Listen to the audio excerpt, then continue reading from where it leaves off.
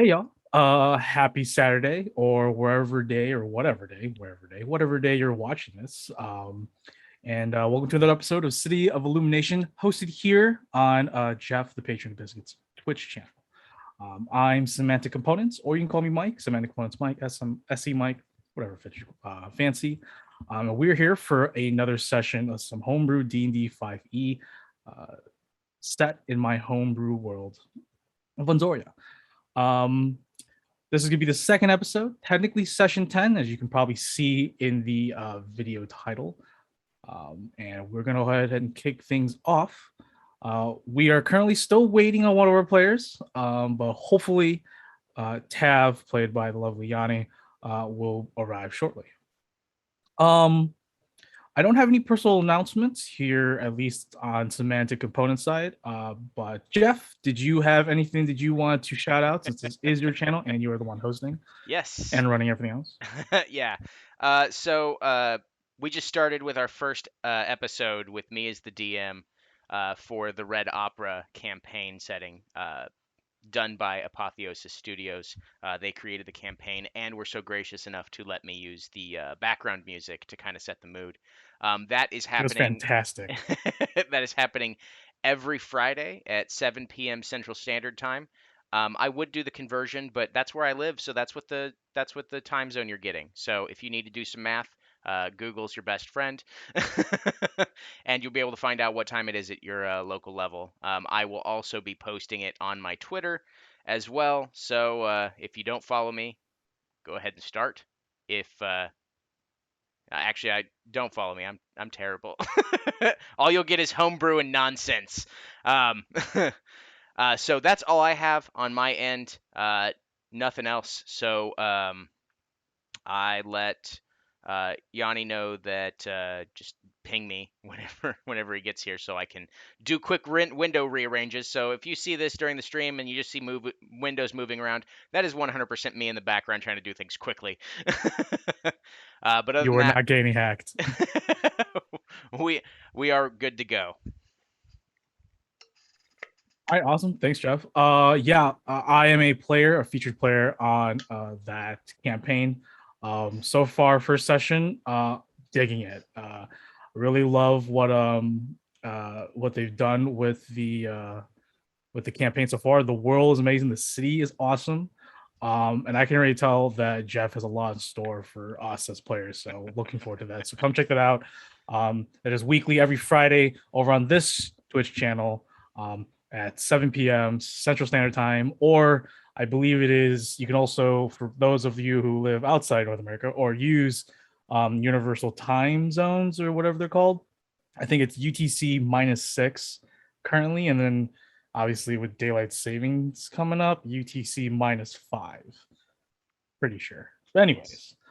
anyways, yeah, we'll go ahead and I'll start up with a session summary of what happened last week on our inaugural episode of City Illumination here on Twitch.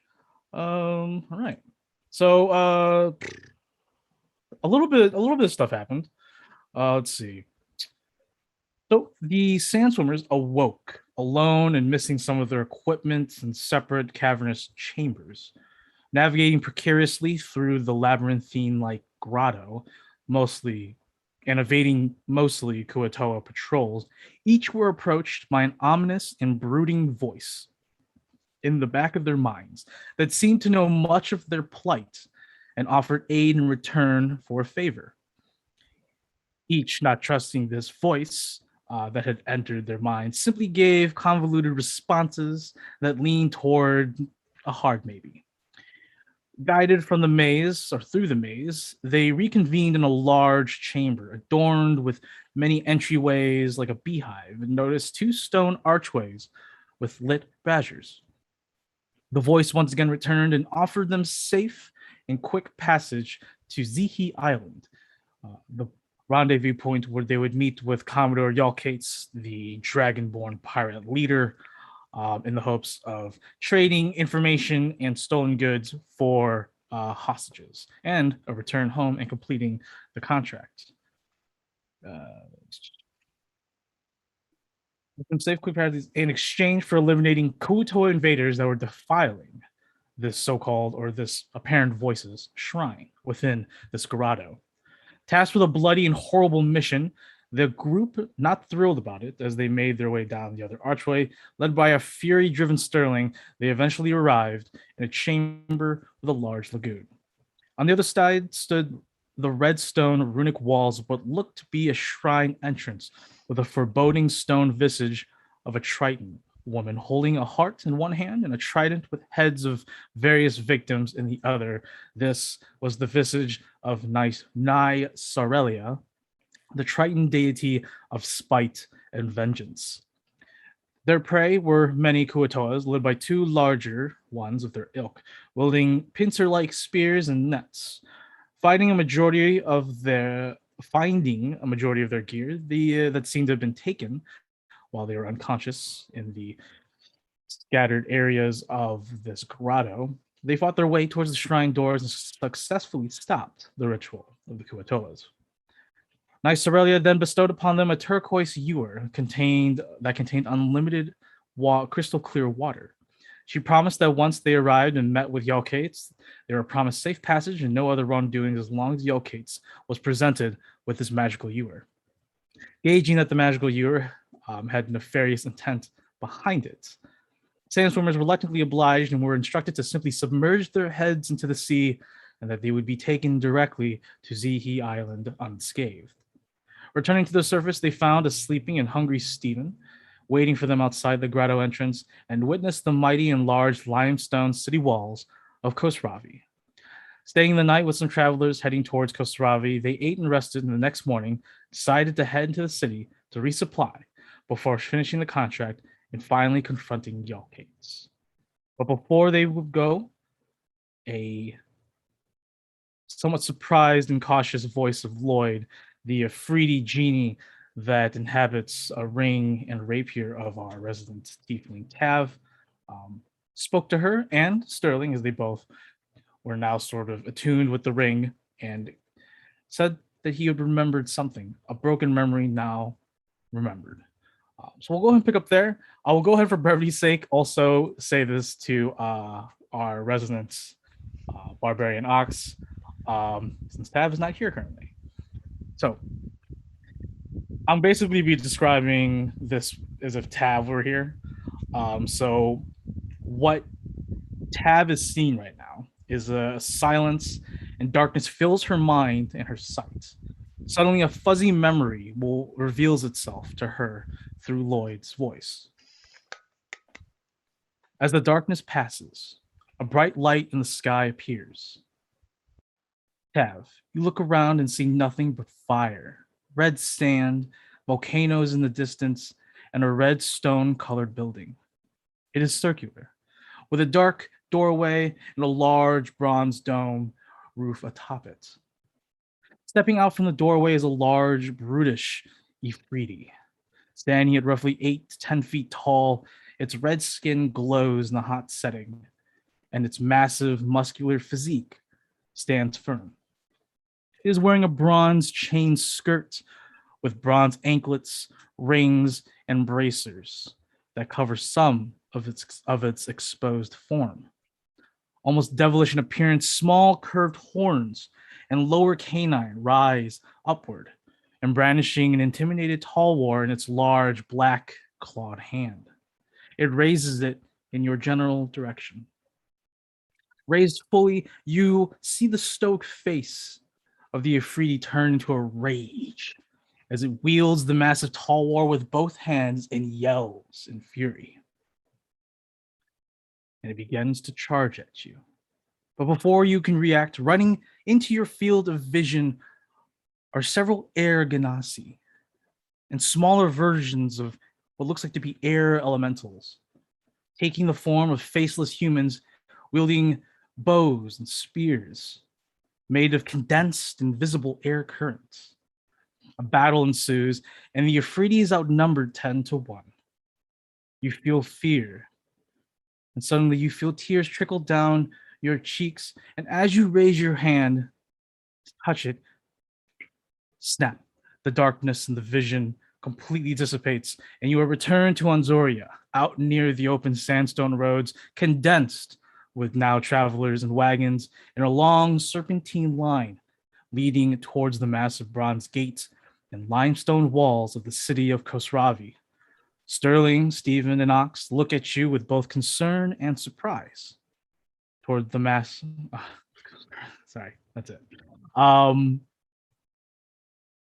Cav is just standing there, completely just eyes glazed over, and then reappears and she just looks at both of you. Uh, right. So that was weird. She sort of looks at her surroundings once more with a little more familiarity. Okay, Lloyd said that we need to go into the city real quick. I think we also need to resupply. I'm sorry, I was just hit with a massive vision of some sorts. And I can't put heads or tails on what it really means. You see that she's a little bit dazed and still a little bit out of it.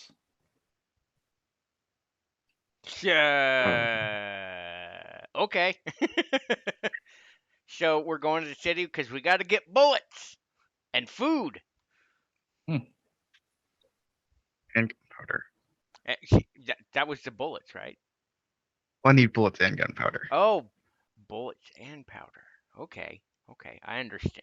I don't know what the hell that thing is. I just know that it's weird and it shoots projectiles. And it's not a spear. It's not a spear. Yeah. I guess we are heading towards the city to quickly get the things that we need. Yeah. So you guys are all three of you are not too far off the Sandstone Road, and it is around 8 in the morning. As you make your way up towards the road, since you were sort of on an embankment near the ocean, where you had made camp to sleep and rest, you see that there already is a massive line of wagons and travelers lined up to get into the city. Um, it seems that the traffic is being caused all the way at the gates. It seems like they're doing some sort of probably check. Very uncommon. This is the first time probably any of you have seen such security measures. Back in Macerna, there was nothing of the sort. There were a lot of people going in and out of the city, but there were no long lasting lines outside. Let's see. The city before you, it is massive. As I think I sort of vaguely expressed last session, this is a very large city, and the walls itself are about 80 meters high, very tall, made of pure, thick limestone with very now somewhat worn painted murals that was probably painted when it was first built thousands of years ago. But obviously, the most significant feature on the wall is this large bronze gate that stands about 45 to 50 meters tall as well. And it is just slightly ajar.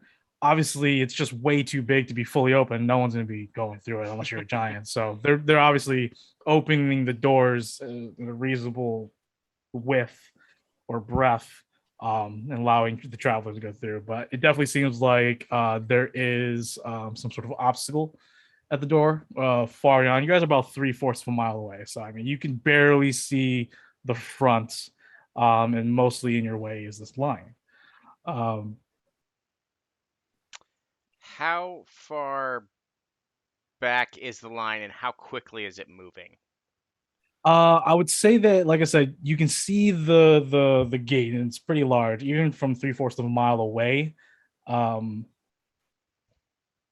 yeah, 3/4 of a mile away. You can see the gates. It's slowly. It's like being at the line at DMV, like a very like busy day. You move just like one step every like 5 to 10 minutes. So, and not to mention there are wagons of variety and sizes and travelers. So it's probably gonna take a minute. Um, and I will go ahead and say, up to you guys if you guys want to go to other entrances, but um, I will tell you for once again brevity's sake that every entrance is taking its time. Okay. There's a lot of traffic. Hey, Sterling, how about I stand in line? I'll save our spot. Maybe some of the people trying to get in are traders or merchants. Maybe you could see if maybe some of them have some of the stuff you need, and then I can give you some cold hard coin to see if you can procure us at the very least some foodstuffs. Yeah, I can check if some of them have what I need. Okay, so Um, here, let me tell you. I just need. I don't. It's just basic stuff, I guess. I will hand you 50 gold. okay. I'll just stand here, minding my own business, waiting for this line to go. And if you want to go and see if you can find your stuff, I mean, I would go, but I don't know what it is you're looking for. So I figure it's probably the smarter bet. You know how to find food, that's easy enough. But I don't know what the hell powder is, except for things that go boom. Okay. Yeah, I can take care of it. Uh,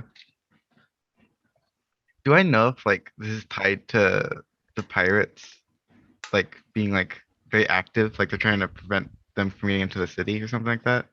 I would say that it's a good assumption. It's definitely a good reason why security is so tightened lately. Um, you could Hmm. ask around maybe, but that's a good assumption. I believe I would think that Sterling would um, be correct to assume that could be the reason. I think I'm just gonna go like from cart to cart, asking people if they got food and the stuff I need. Okay, sure. Go ahead and make a persuasion check. Or yeah, go and make a persuasion or perception. It really doesn't matter. It depends on if you're just looking around and if you're just asking around.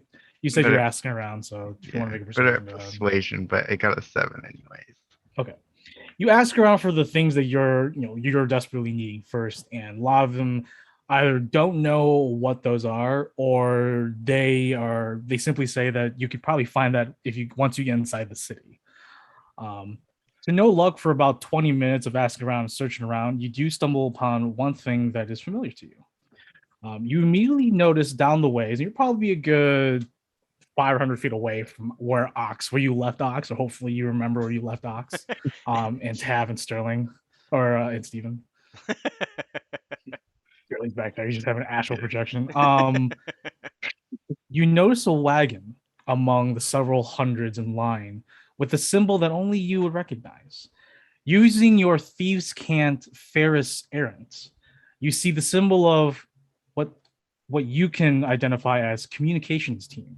It is a symbol of two horizontal lines with an open eye on top, and it's painted on the side of a wagon. Like I said, it is specifically an image that you would know of that only you Ferris errants would understand and communicate with. You also know that communications teams are smaller groups of your faction that go around and scouts and have the ability to communicate long distance with the cells and with other cells around wherever the area is. Okay. I think I definitely like walk up to that wagon and I see it. I want Sure. to look at my brain little note, make sure it's like legible. I can What read was it? it. Oh yeah, it's to most so like it's not like massively drawn on the side of the wagon. It's like in the corner of the wagon as you like maybe like see in the distance. So like people who know where to look for and know what the symbol means, that would make sense. But some people can just pass the a wagon like that and say, Right. I have no clue what that means or why it's even there.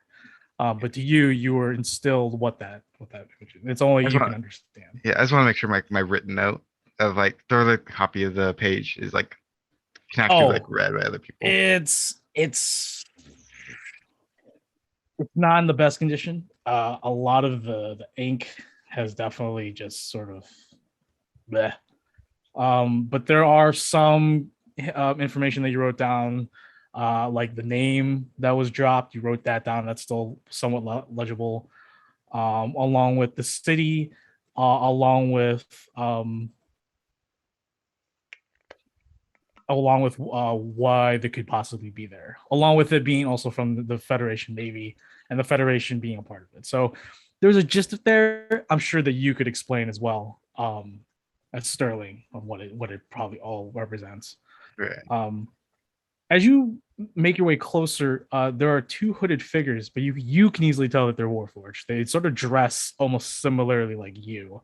Um, Broad shoulders, awkwardly pointed like elbows and areas, but underneath the cloak, they just look like a lump because the cloak just sort of just goes around. They're very humanoid looking, but larger, somewhat more solid physique. Um, as you approach, there are two of them, hooded figures, and they're both sitting on the front of the wagon.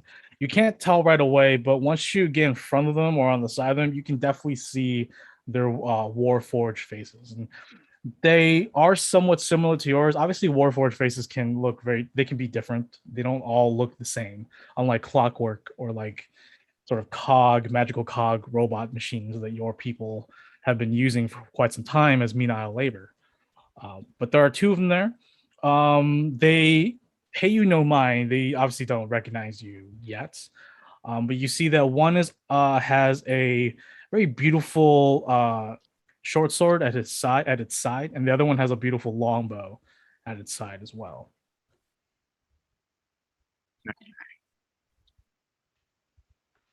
Hmm. Uh, can I just walk up and say like, hey, it's all right with you two. They're sitting by the wagon, right? Like They're sitting in the wagon, so it's like your okay, standard like sitting in. Western wagon. They're sitting in the front with the two Okay. horses being pulled in. I was wondering like, hey, it's all right with you. I have a note to be sent to. I was saying this in like my Siberia or my Ferris or Siberian camp, Sure. whatever way I can like talk to them without everyone else knowing what I'm saying. Yeah. I need a note sent to I need a note sent to Telemech.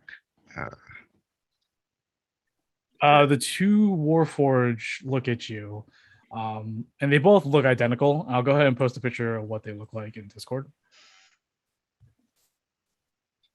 And the one responds to you, the one closest to you, the one with the sword looks at you, and he responds also in Cybercant, and he looks at you and says,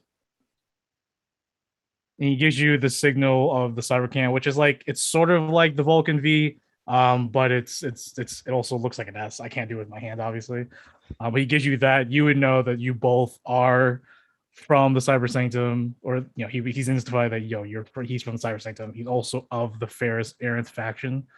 Um, you know it too. So if you want to like slowly show it as well. Yeah.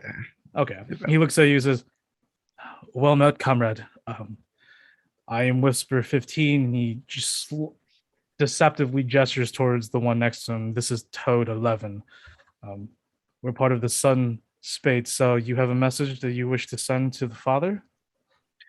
Yeah. It's a pretty important one. Um, I really need to make sure this gets through to them.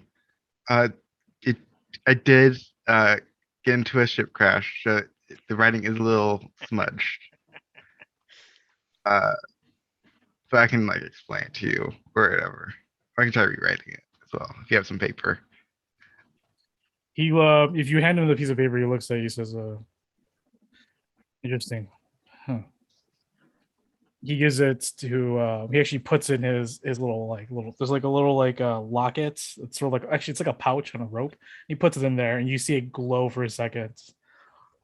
He says, I've managed to send a copy to Telemech as you requested. Real quick, I need to confirm what is your code name? Your name? It's Sterling.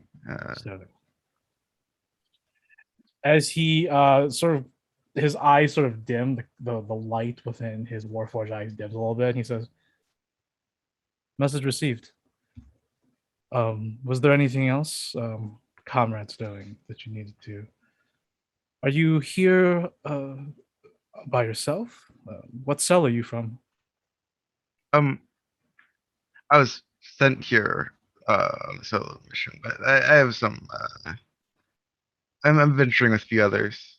Uh, they can be trusted, though. The one he calls Toad, the one next to him, he sort of also like puts his hand on Whisper 15's shoulder and says, "Comrade, he is a errant. He works alone." And he looks at Toad and he looks back at you. And he nods his head. Apologies. I didn't know that one of Talumek's firstborns was here.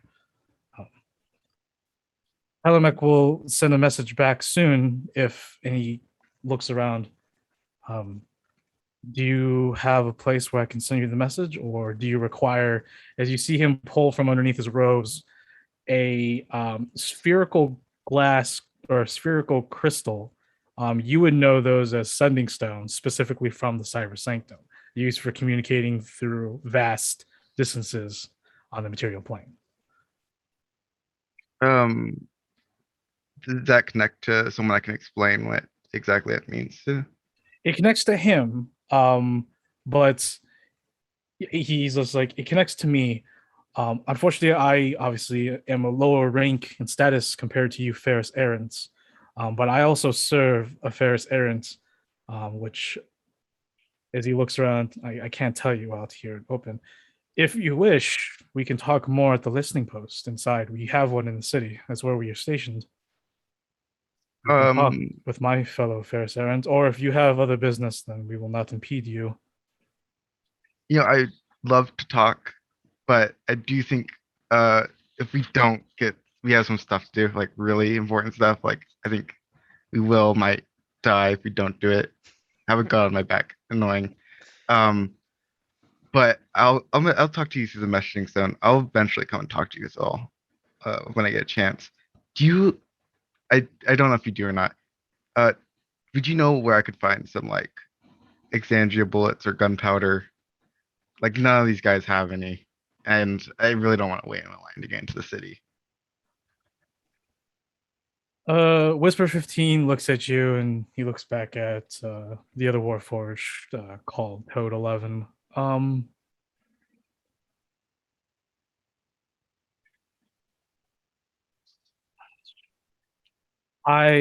We have some keg powder with some spare ammunition that I'm sure we could spare for you back in the listening post inside the city. However, I need to first confirm and get the approval of my Ferris Errant that I serve. Um, if you're willing to come with us and wait. Other than that, I will tell you right now, comrade, you will probably not find gunpowder here in this line, but I can recommend a magical shop inside the city unless you choose to go somewhere else.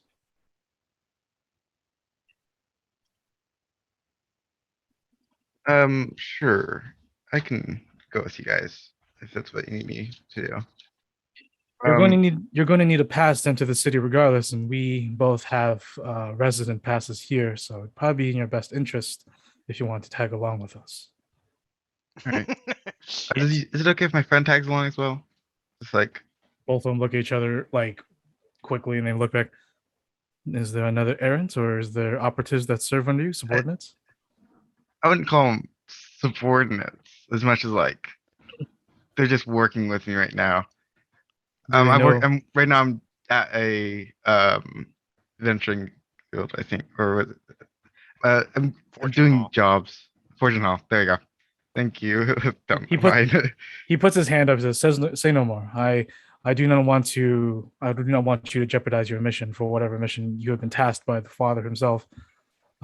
We will gladly take you and your comrades into the city, but I cannot take you and your comrades to the listening post. Unfortunately, I can only That's take you. fine. Yeah, they just need to get into the city as well. I Very don't well." really need them to Then like get into our business. he bows his head, and so does Toad, and sort of gesture. That's sort of the gesture saying that they agree with you. Well, I'll get them. I'll be right back. It's gonna go down the line to auction them. We're probably just back there playing drums. Just Yeah, standing in the line. Tab and Ox are playing drums. Steven's actually learning to like do some movements while it's happening this time. He's just on all fours shaking his rear, but not really dancing. Just looks weird. All right. So Good job, weird Steven. rat Here's dance to your get the ball. cart. All right. All right. I got us to ride into the city. Okay. You guys want to come? Uh, Some people I know. They have a pass, so they'll be able to get us in pretty quickly, faster than we'll be able to get in. okay. I don't have a problem with that. Lead the way. Okay. I want to go go back in the cart or back to the cart, and then do you want me to just, like, have them go in the back of the wagon? Whisper 15 nods said, yes, that'd probably be best. Uh, don't As mind Steven. I've never been cargo before. yeah, both the Warforges, Oxygen, you see these two Warforges, they don't have the same physique, color styling, or even wardrobe like Sterling.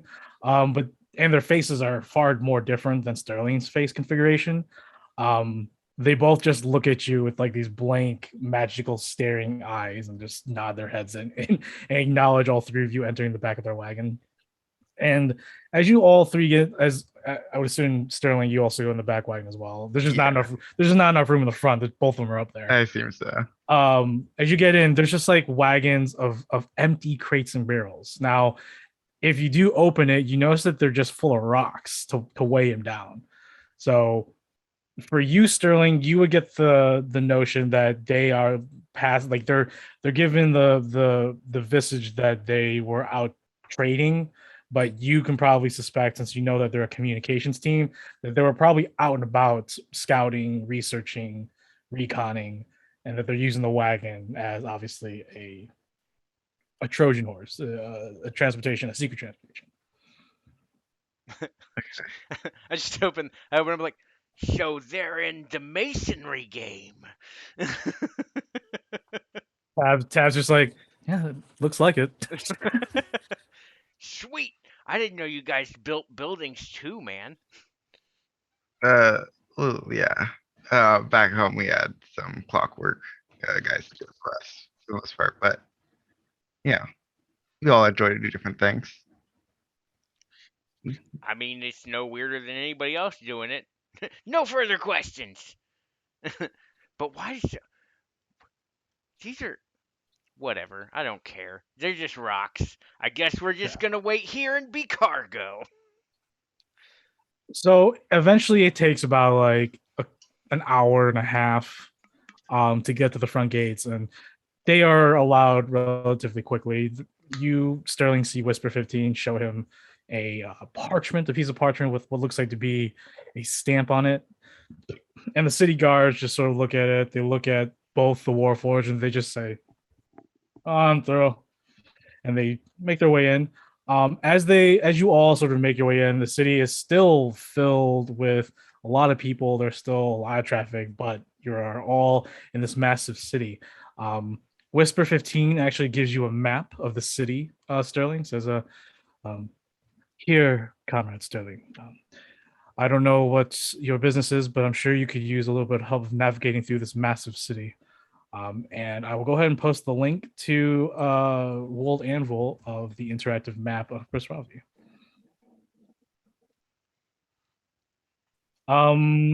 As he sort of sets the wagon to the side, they both blankly look at your group, and then Whisper 15 looks at you, Sterling.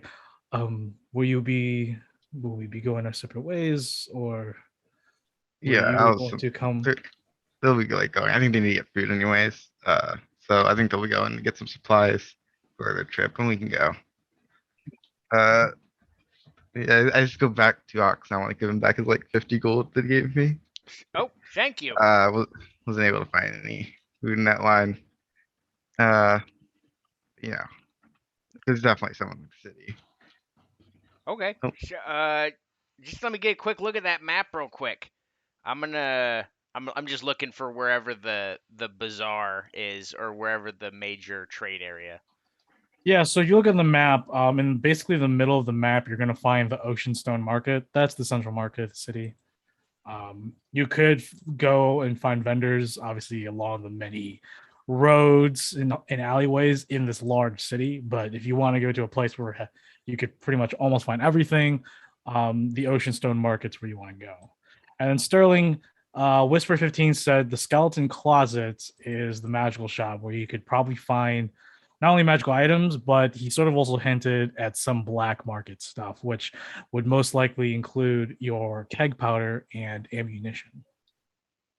Unless you wanted to go to him, but he would have to take you back to Lazy Post. You'd have to wait, confirm with another fair errant agent. That's fine. That's fine, man. Okay. So where do you all want to head first? Or unless you all going your separate ways? Are we all going the same way? I mean, I'm just going in to get food and water, Yeah, and I then don't I'm done. need like food or Meet by the anything. front gate, or that gate, whichever. The one that's closest to where we need to go.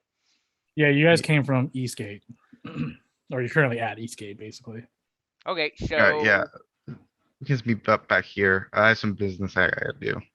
okay, so you think maybe an hour? What do you think, Whisper? Think that'd be good? He sort of, oh, are you coming with us? Yeah, I'll be going with you to go talk. Maybe an Hour fine? hour, maybe 2 hours. It really depends. An hour or two. May have to wait for there for a bit, depending. Okay, I guess I'm gonna go find some stuff, and then I'm gonna go find some entertainment while I wait. But I'll see you at the gate in 2 hours. Okay. But we'll go ahead and start off with Ox and Tav and all them have making their way all the way to the Ocean Stone Market. As you're all walking through this dense, very clogged city, people, it's much more crowded than Macerna could ever be. In the far distance, as you're probably around passing what is the Haughty Mug Maker Inn, you see near this little open park area called the Palm Breeze Park, are where several caravans are sort of lined up, drawn, and there seems to be just a large meeting place. One of the few things that you can all easily see is this massive pyramid with a gold tip at the top. You see a sphinx in the distance, and then obviously the large hill that pretty much looms over the entire city. And you can see what looks like to be yellowish greenish sort of glass roofs that are behind relatively large limestone walls. You pass beautiful spas and bathhouses. You pass this beautiful, massive blue palace. And for a second, Tav sort of looks at it and just stops there, but then continues following after you, Ox. You pass another fortune hall, a very familiar, long, elongated tower with some buildings sticking out of it or protruding out from its walls. But eventually, you make your way to the large open bazaar, the open market, where there are a plethora of vendors, stalls, and people of all races and varieties selling their wares, trading, bargaining. Sweet. I'm gonna look for first and foremost. I need to get my keg refilled with decent water. Easy enough. You actually see that there are several fountains with water spigots, and you see that there are a couple of city guards, and they tell you that you can fill up whatever container you have for only like 2 coppers. Oh, sweet. All right. 2 coppers. Right, so you and Tav will go ahead and fill up your little water barrels, your mini kegs. Okay. And if you're looking for food, it's really easy to find. I'm assuming you're looking for rations. Yep. I do not need the fancy stuff, just as long as it'll keep me alive. You do notice that the city is a lot more expensive here than Macerna, and you see that the prices for rations are a little bit higher than you would want. They are now 1 silver per 1 day of ration. Man, living in the big city is expensive. No. We should get Jeffrey to move here. Maybe we can get better contracts. Maybe. Okay. 1 silver apiece. I don't know how long we're gonna be gone, but I'm gonna. I'm just gonna replenish what I had. I had 15 rations, so I'm gonna get 15 days worth of rations. So that is Okay. 15 silver. Sounds good. And then After that, I'm just gonna, yeah, I mean, whoever was buying the rations from, like, "So where can I go to find some entertainment?" If you ask around, they ask you what kind of entertainment you're looking for. I don't know. So I know that Sterling and Tav are terrible at card games. So I'm gonna try card games. You got card games around here? Maybe dice games? They tell you that you can go to, well, I mean, you could easily find some sort of illegal gambling in alleyways throughout the entire city. You can go to any tavern or inn, which I'm sure you'll find some tables there. Or if you're trying to find if you're looking to press your luck and make some bigger money or lose a lot more money, you can head to a place called the House of Thorns, which is a popular and luxurious brothel slash gambling den on the other far side of the city across the Asharu River, which is what you're sort of overlooking. It's this massive causeway, this massive oceanic river in front of you. There is a bridge nearby called the Oki Bridge, where a lot of people are going over across. Okay. Well, let's see if I can make this last 2 hours or if I have to go back to the bridge in 5 minutes. Okay, so thank you. I head towards the whatever thorns. Sure. It takes you about like 30 to 45 minutes to get there as you even following the main roads. The congested traffic just sort of bogs you in your expedition down. Noted. But eventually you make your way to this very beautiful sort of pantheon looking building, adorned with gold, silver, and ivory pillars.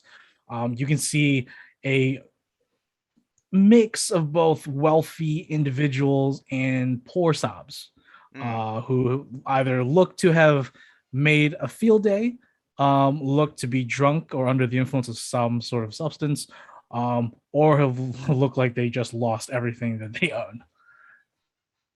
Okay. There are two large ogre guards wearing turbans, and each sort of in front of them, leaning on massive studded iron clubs, sort of like a tetsubo, like a Japanese tetsubo. Basically, it's a studded club, a great club. But they're standing there, and the steps go up about 20 steps, and they're standing in front of this glass door.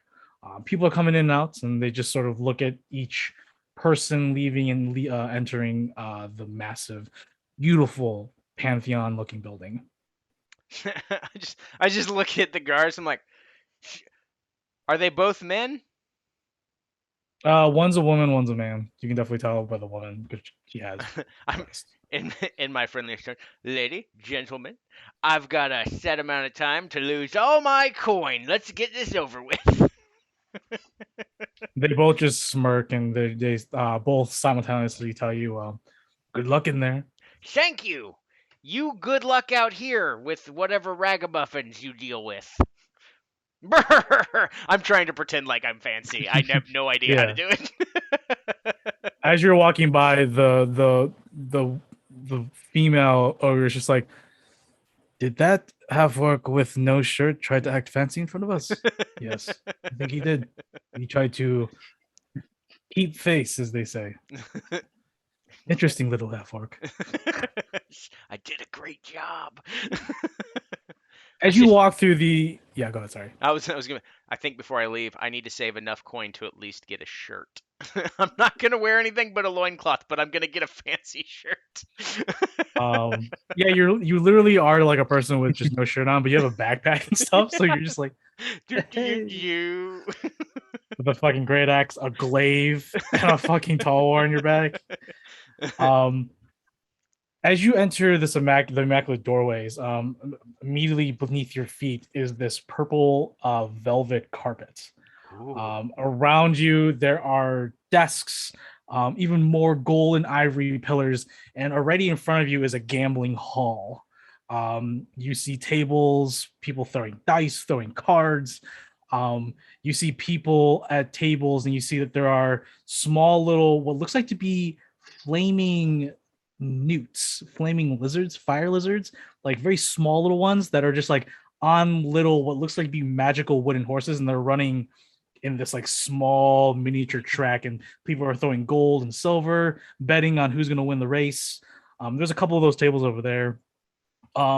You see that there's a fight ring on the other side. You see these two massive loxodons. Loxodons are these elephant folk people, and they're not only punching each other with their large fists, but they're also trying to choke each other out with their trunks.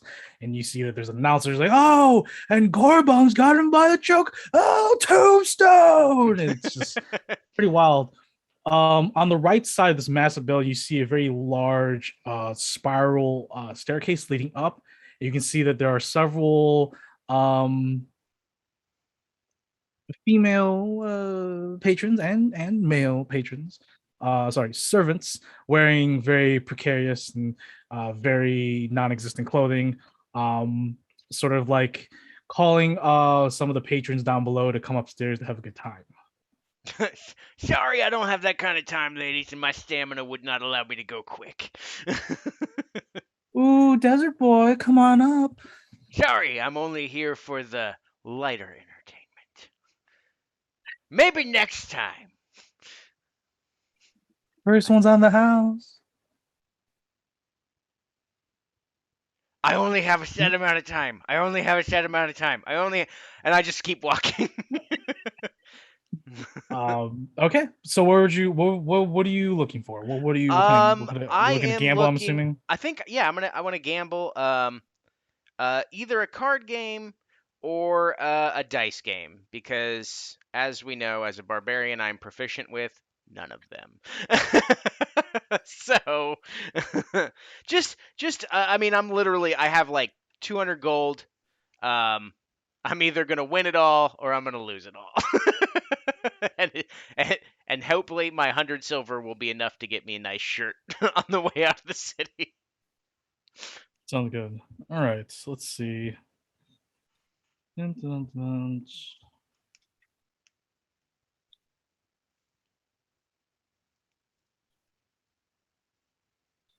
All right. So there are several tables where people are playing cards and dice. Is there a preference, cards or dice?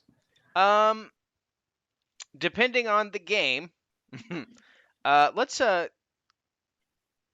cards. Let's go cards. Cards? Yeah. So there's some familiar card games that you've seen before. Obviously, the pots are a lot bigger. You can see that people are throwing down 100 gold pieces for buy-ins. And you see a familiar game of mountains, which is rolling the d8s, or drawing a card, trying to get in between numbers. But there are also people playing a very, to us, it's like poker. So you see a clerk over there who has a bunch of cards in front of him with a deck. Several players around him. Each of them have 3 cards in front of them, and you see him draw a card, and you saw him draw a river card, and you see them bet and bluff at each other. To you've heard the game. It's called River's Bluff. Okay, so you know what? Let's try my luck. What's the buy-in? What are they showing for the buy-in for this one? So as you walk, and I'll tell you right now, all the tables, the buy-ins are 100 gold pieces each. Okay. Okay, so I got a limited amount of time. Let's just do it. I toss down 100 gold pieces. I'm like, how'd you play this game? I'm gonna just play it real stupid because I'm real stupid. So the game has 3 rounds. The first round, each player rolls 3d6s, which you keep hidden. The second round, you roll a d6, which is like drawing a card, and then you roll that out in the open. So you would tell everyone at the table what you rolled. And then the third round is another d6, which is also rolled out in the open. Once per game, a player can discard one of their hidden dice or cards and re-rolling it. But this can be done only in the first or second round, not the third round. Okay. Whoever has the highest hand after the third round wins. Pretty simple. 1 is low and 6 is high. Okay. So lowest hands are pairs, 2 pairs, 3 is a kind. It's you get it. Okay, so it's is this Yahtzee? all the patrons are just like Yahtzee. What is no, that was me asking you. Oh. I was like, is this Yahtzee? Sort of, yeah. Okay, so there's 2 rounds or 3 rounds. 3 rounds. Because that was a lot of random dice numbers thrown out there. So the first round I roll 3d6. 3d6. You And I keep keep that them hidden, but hidden. obviously you have to tell me. So Right, I'm the I'll dealer do too. it on here. And then do I roll another 3d6 the second round? No, you roll 1d6 the second round. 1d6. So it's like the dealer's pulling a card out. And he's Oh, throwing, okay. So okay. So this is Texas Hold'em, it's basically Texas effectively. Hold'em. Okay. Yeah. And then the third card, the river card, blah blah blah. Okay, cool. And then obviously there's the bluffing game, which Correct. all right. Which Perfect. yeah, you could do whatever you want for that. So there are two other people at this table. They obviously look like they're nobles of some sort. One's a lizard folk who's wearing a very fluffy, feathery turban, and the other is a short halfling woman with a overly long blue dress, and cleavage is just sticking out there, like it's just hanging out. It's a pleasure to meet you, fancy folks. They both give you blank stares, and they just says, and at the same time, "Are you ready to play?" Yeah, I already threw the coins down. Let's do this. All right. 100 gold on the table. All right, so right now we have 300 gold on the table. Go ahead and roll your 3 d6s. 2, a 2, and a 4. Okay. All right. So the second round comes. The cleric looks at you. All right, so second round, he looks to you. Would you like to bet, call, or fold? So let's see. I gotta do. And I'm looking at my cards and I'm like, Oh, I'm sorry. You should roll the d6 first, and then you can do bet, Oh, call, or okay. roll. So I do That makes more sense. Yeah. Because then you have a choice if you want to discard or not. Okay. fine. Yeah, I am gonna discard. I'm gonna discard one of those twos. Okay. Realize that it's just like Texas Hold'em. So like if you're trying, so you want some sort of like 2 pairs, 3 of a kind, low straight, so which is basically 1 through 5, high straight 2 through 6, a full house, which is 1 pair and 3 of a kind, or 4 of a kind, 5 of a kind to win. So obviously, the highest ones win. Okay. So do you want to throw that 2 away? Now I'm confused. Okay, so so effectively the dice that I'm rolling are the numbers, quote unquote, on the Correct. cards. Okay. Correct. So So right now you have 2 pairs. You have a 2 and 2. Yep. And so I'm gonna throw away the 4 and keep the 5, Sure. so I have 2 pair with a 5 high. Or Or a 5 pair high. with Okay. 5 high. Right. Okay, sounds good. You see that the other 2 player, or you see that the halfling woman folds. She simply just starts drinking her drink. The lizard folk sort of just gives you this smirk. And he says, I'll go ahead and raise. And he raises it by 100 gold pieces. I'm gonna roll insight. Sure. 6. You don't know if this lizard folk is dastardly dumb or he actually has really good cards. Hard to tell. Well, you only live once. Let's do it. I throw in. All right. I'm all in. Okay. Sounds good. So with that, go ahead and roll another d6. Okie dokie. Hey, not bad. Ooh. So with that, basically he goes ahead and checks it. You probably will as well since you went all in. Says, nope, we're gonna go right to it. So you have what, 2 pairs in the Yep. Yeah, I rolled 2 2s and 2 5s. 2 5s, 2 2s, and then that 4 that I think I got rid of. Sounds good. You reveal that since you're the first one up. Mhm. I mean, the halfway woman's sort of just like, not bad. And then the lizard folks like, and he has a low or a high straight 2 through 6, and he wins the pot. Well, good playing with you folks. I'm out of here. I gotta go buy a nice shirt. Oh man. The lizard is just like, anytime, half orc, anytime. Everyone got to do some gambling sometime. Don't do it. I'm now against gambling. You'll lose your So shirt. I'm assuming you're leaving the House of Thorns. Yep. Okay. All right, All right, where'd everybody. Have you a great day. See you later. as you walk out? It's like probably like only like less than hours pass, and both the ogres turn to you. Oh, have a bad time. No, I had a great time. I just learned a valuable lesson. They both chuckle and says, "Well, we hope to see you again, maybe." Oh, well, maybe. Probably not. Have a Alright, wonderful day, so- folks. They both just grunt back in agreement with you. All right, where would you like to go now? I'm just I'm gonna go.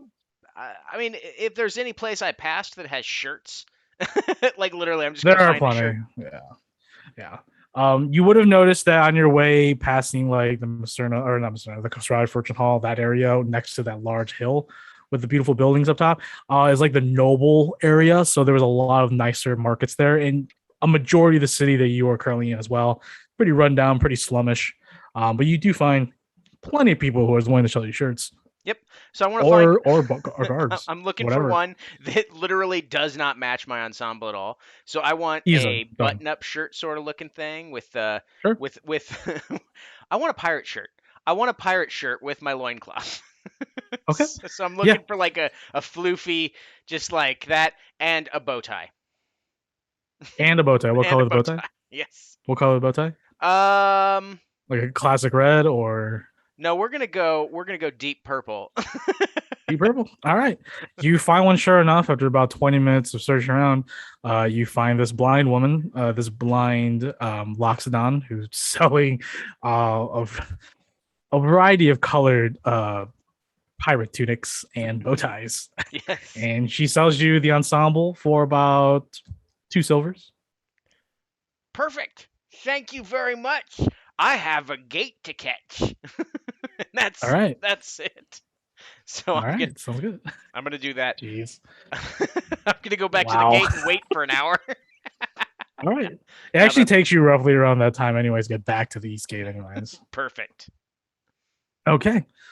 With that, Sterling, you ride on the wagon with both Whisper 15 and Toad 11. It takes you about 30 minutes to get to the supposed listening post. The city itself are made into blocks, large, tall, towering city building blocks that are like large apartments. And you can see a variety of people living and moving and meandering throughout each of these building blocks. Eventually, you stop at one not too far away from the bay, and you walk in, and you immediately are just going up a fleet of stairs. Like Whisper 15 leaves the wagon there, and he tells you that no one's going to take it. They know that's just full of rocks.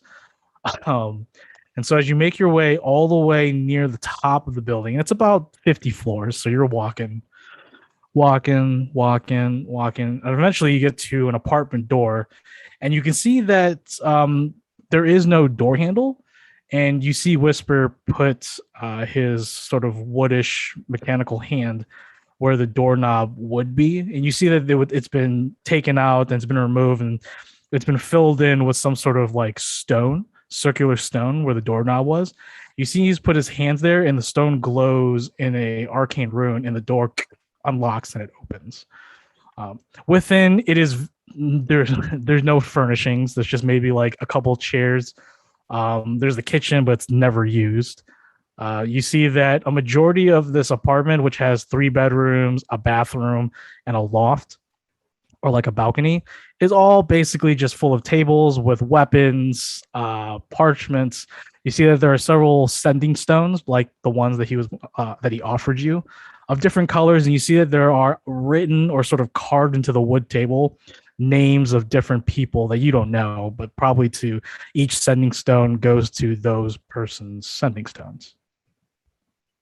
And he whispers or gestures to Toad 11. Toad 11 takes out from one of the bedrooms, a large sort of like wooden casket or a wooden chest.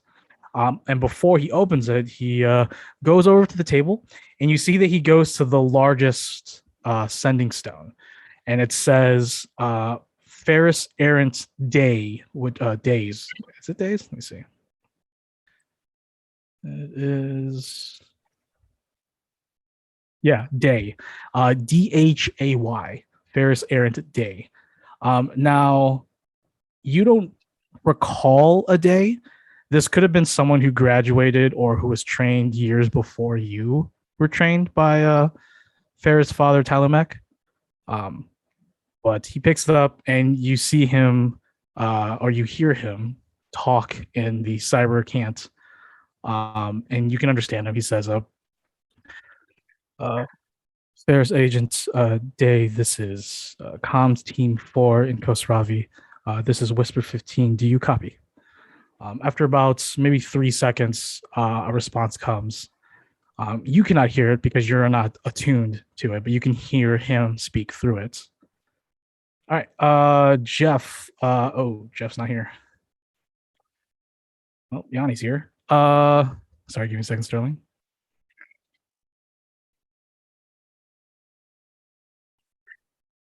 Yeah, what's up?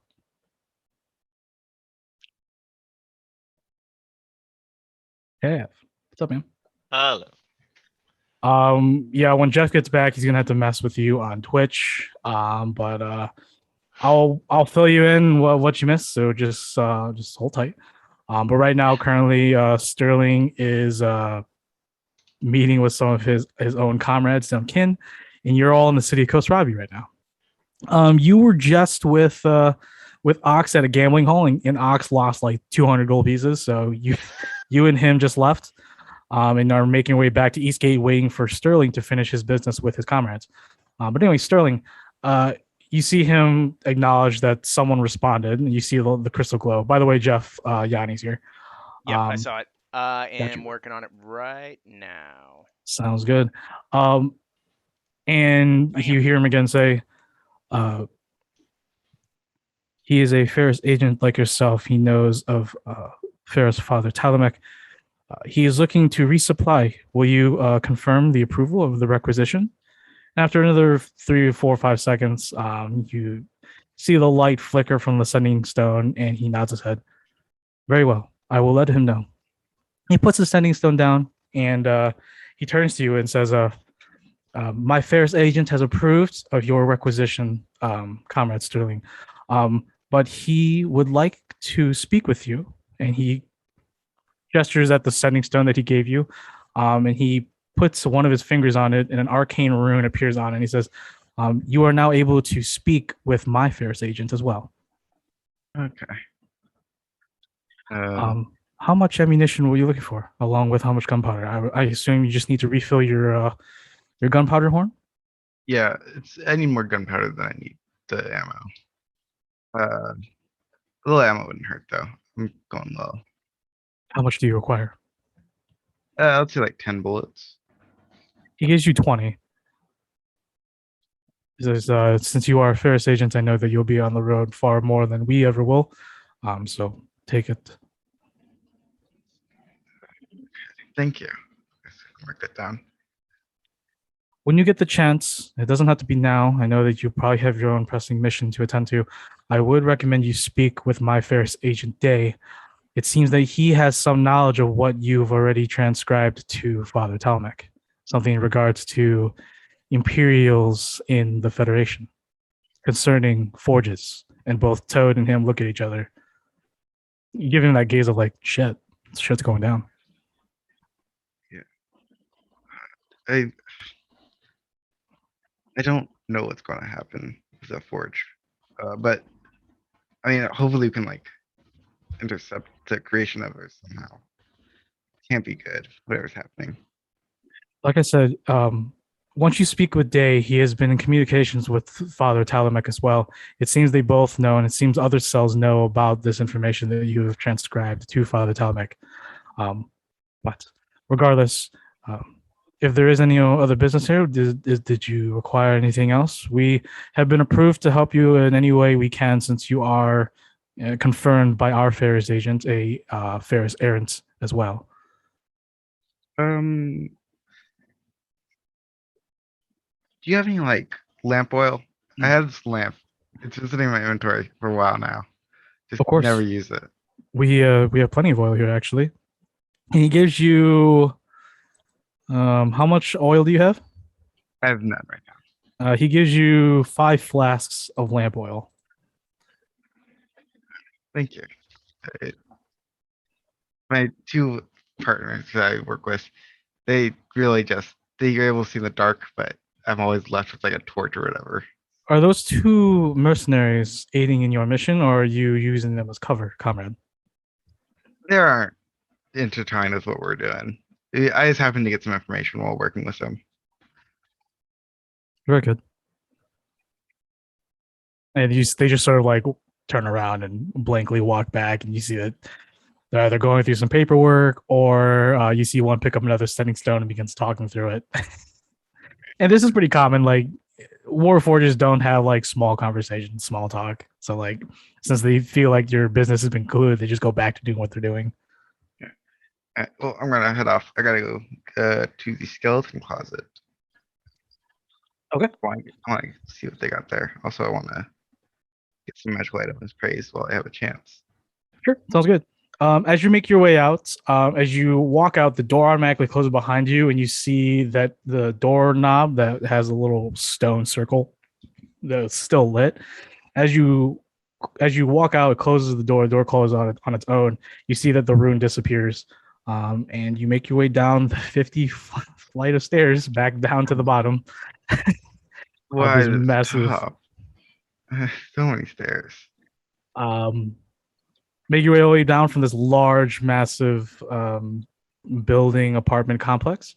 And you looking at your map, you make your way towards the supposed skeleton closet. And as you make your way, you actually come across both Tav, Steven, and Ox, who are making their way back after so many hours of traveling to and from the side of the city. I lost all my money. Sounds all right. Don't gamble, folks. I love gambling. Great fun. I don't gamble. That's That's a smart why. move.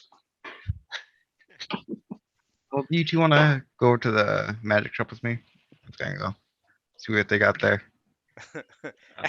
As we're walking, I guess I'm following. As they're walking, I'm just like I'm tidying up my shirt with my bow tie. For you, Sterling, you see that Ox is actually wearing a tunic, a shirt, and he has this what was it? A vibrant It's a deep purple bow tie. But a vibrant, still no deep pants, purple just bow a tie. loincloth. Yeah, it's still not pants. Yep. Yeah. Is there any like particular reason you're wearing a pirate shirt and purple bow tie? Style. No pants. I have pants. Do you? Do you see any unmentionables? I don't think a loincloth can be considered as pants. It's not pants. I'm not running Yeah, around he's my got good skivvies. hair. I would say they're not pants either, but yeah, you can't. All right, with that's choice. it. You're both just jealous of my sweet outfit. Let's go.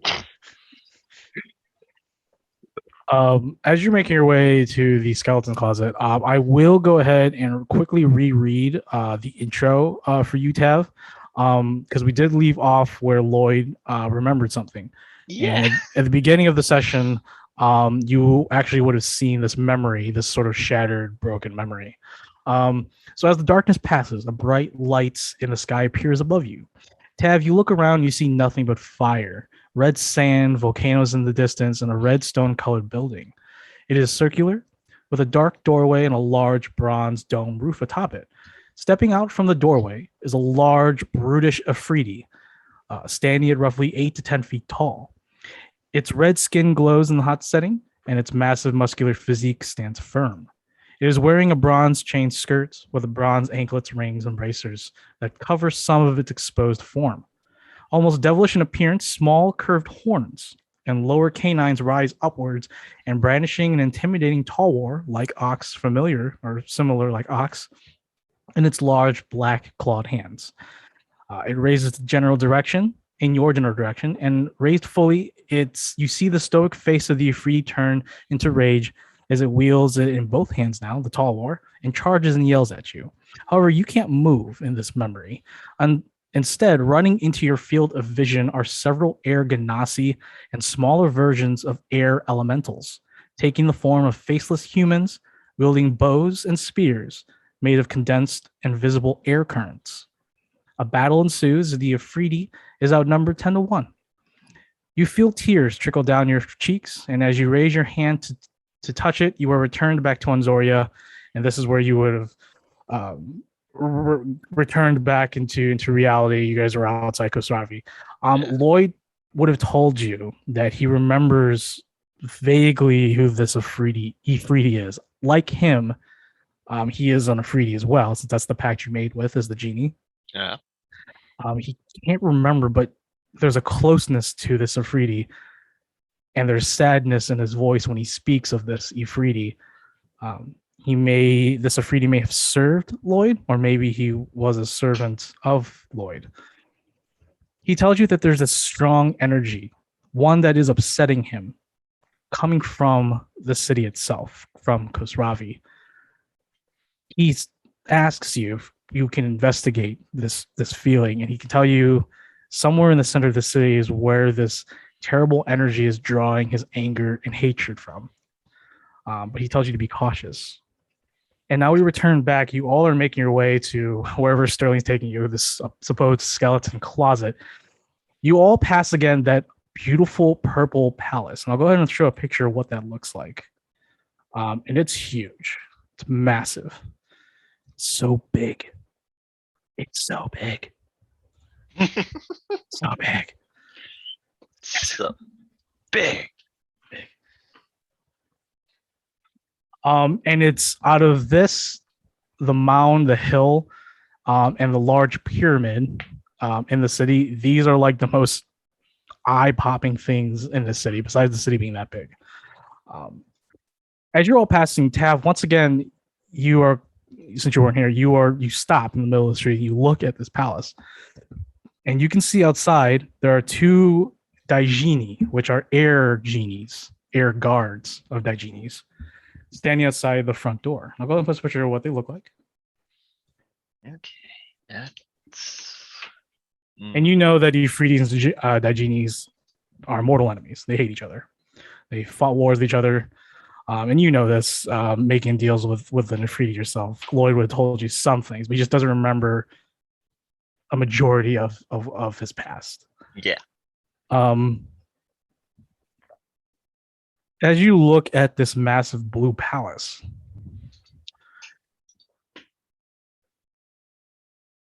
this feeling of anger and frustration sort of builds up in the center of your chest, and Lloyd, comes into your mind and says, "I'm sorry, Taft. There's just something about that location, this palace, that angers me so. Can we investigate? Can we see why? Maybe it could open another pathway to unlocking another memory of mine." Yeah. That would be nice, but I don't know how much time we have right now, but we need to investigate that. Understood. sometime. No, you are right. You're right. I know that there are other pressing matters that you need to attend to as well. Don't mean it like that, like I'm pushing you to the side. I just mean I need to talk to the group first to plan out our way. Of course.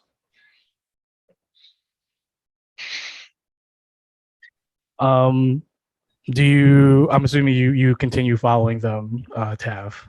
Yeah. Okay. So you all make your way.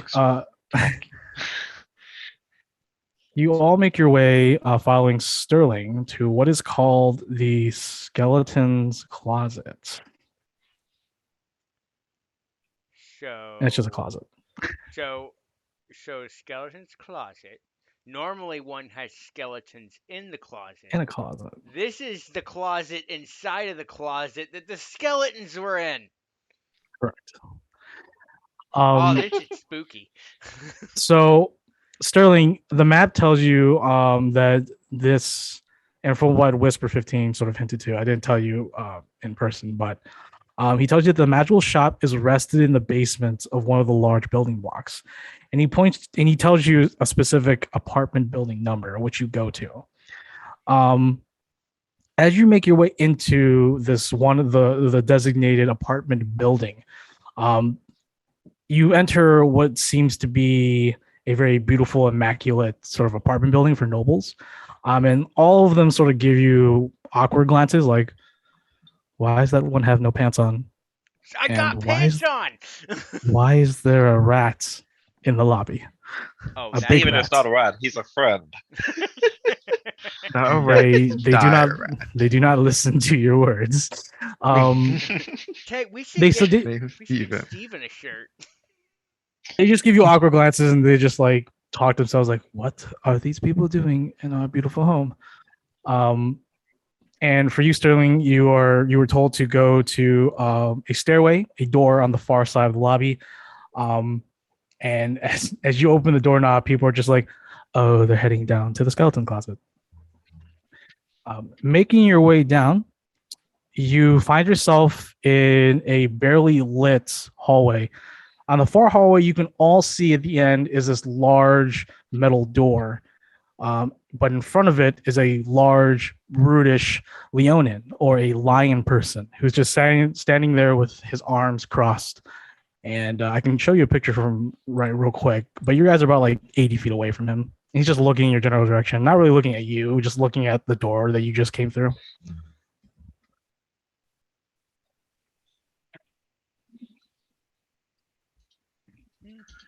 Oh no, he's hot. Yes, he is. God. So yeah, he's just looking at your in your general direction since it's just a standalone hallway. So you there's no way you cannot look at each other. So do you guys want to approach this Leonin who's wearing no shirt? Wink, wink. Come on.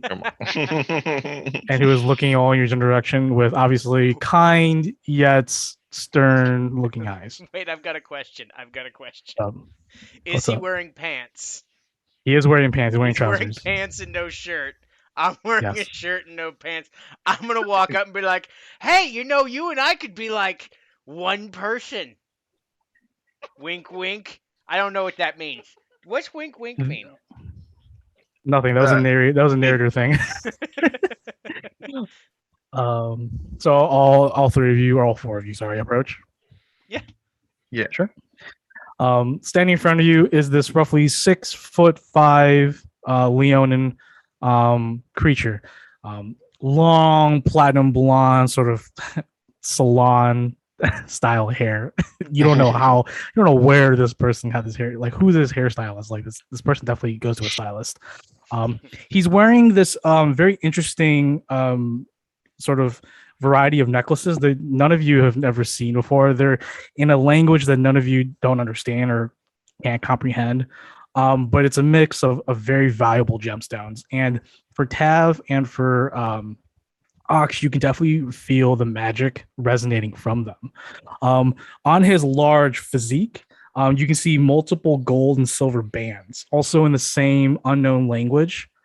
And he's wearing no shoes. He has those large paw feet, and his trousers are finely made. They're like fine trousers with a belt. He looks down near your eye level, Ox, and he says, we are not the same, but I respect a warrior who can face adversity in a what people would call a civilized culture. You know, sometimes you just gotta make yourself feel fancy. I am Izon, Fist of the South Star. I am the bouncer here at the Skeleton Closet. If you wish to enter the magical shop and peruse and meet with the shopkeepers, you must each pay 20 gold pieces. Well, I'll see you guys outside. I just lost all my gold. Yeah, I can pay for you. Oh, okay. Yeah, I have plenty of. I don't. admission The only stuff money. I have is collateral, and I don't want to give up my drums for nothing. Yeah. Okay, I Let's not appreciate give it. you jumps to get into a magical shop. It's very weird, but it's a new town, so I should get a belt. yeah, you should, and maybe For some what? Hold pants. on, what pants? You don't. Style doesn't need boundaries, folks. Eisen sort of just looks at you, starts says he could put a belt around his loincloth. Yeah. See? This guy gets it. Jesus. I do. Please do pay get the it. man so we can go in and see what the hubbub is about the skeleton's closet with a closet inside the skeleton closet. Sorry, I Alright. confused myself. Yeah, you confused me too. So, yeah, who's paying? Who's paying for the ox? 40. 40. Yeah, Okay. I'll pay for myself. Eisen Okay. says that Steven can stay outside with him. No pets are Oh. allowed. He's not really a pet, but okay. It's probably for the better. Sometimes. I give Steven a couple healing bombs to keep him docile. Sounds good. Yep. Steven's just he's looking at Eisen for a moment, and then he just plops his butt down, just sits there. Be good, Steve. So as he opens the door, you see that he puts his large fists on the wall, and a magical circle appears around his hand, and it spreads outwards, covering the entire door, and the door opens, leading in. And before you all walk in, he tells you that there are 3 shops, 3 apartments that you can visit. One is for general wares, one is for weapons, and one is an armor smith. Wow. That's cool. We should go look at first. Shit, I don't know. I got so many weapons. I don't need this. I don't need this glaive. To be completely honest, I don't know. Oh no, I do need the glaive. That's my trap sensor. I thought you just used like a bed. I Yeah. did, but I didn't Against bring the that. bed with me. Plus, we were in a shipwreck. I guess that's a fair point. I didn't think Why to don't we look check out for it. the? Just like go through armor or weapons or general. Well, I mean, you're the one that brought us here, so let's go where you need to go first. Well, I kind of wanted to see what they got and maybe buy some ammo if it's a decent price. Cool. So I guess the weapons area first. Sure. In this also dim lit hallway, you see that there are 3 doors, and each of them has a gold plaque on each one that says general wares, weapons, armor. So you go to the weapons one, which is the one straight ahead. Yeah. As you open the door, you are in a very familiar, for you at least, Sterling, what looks like to be an apartment. So like there's a common area, a kitchen, but the kitchen has been completely torn apart. So there's like no sink, nothing there. But instead, you all walk into this somewhat decent furnished apartment, but half of the apartment has been sealed off with this wall that's sort of been built there. And you see that there is a glass pane in the middle of this wall in front of all of you. And on the other side of the glass pane is a halfling with a cowboy hat, and he's wearing a vest and a tunic as well, and he's chewing on a cigar, and he looks at all 3 of you and says, "Well, welcome to the Skeleton's Closet. Welcome to the weapons armory. How can I help y'all?" Howdy. How we doing? Pretty good. Yeah.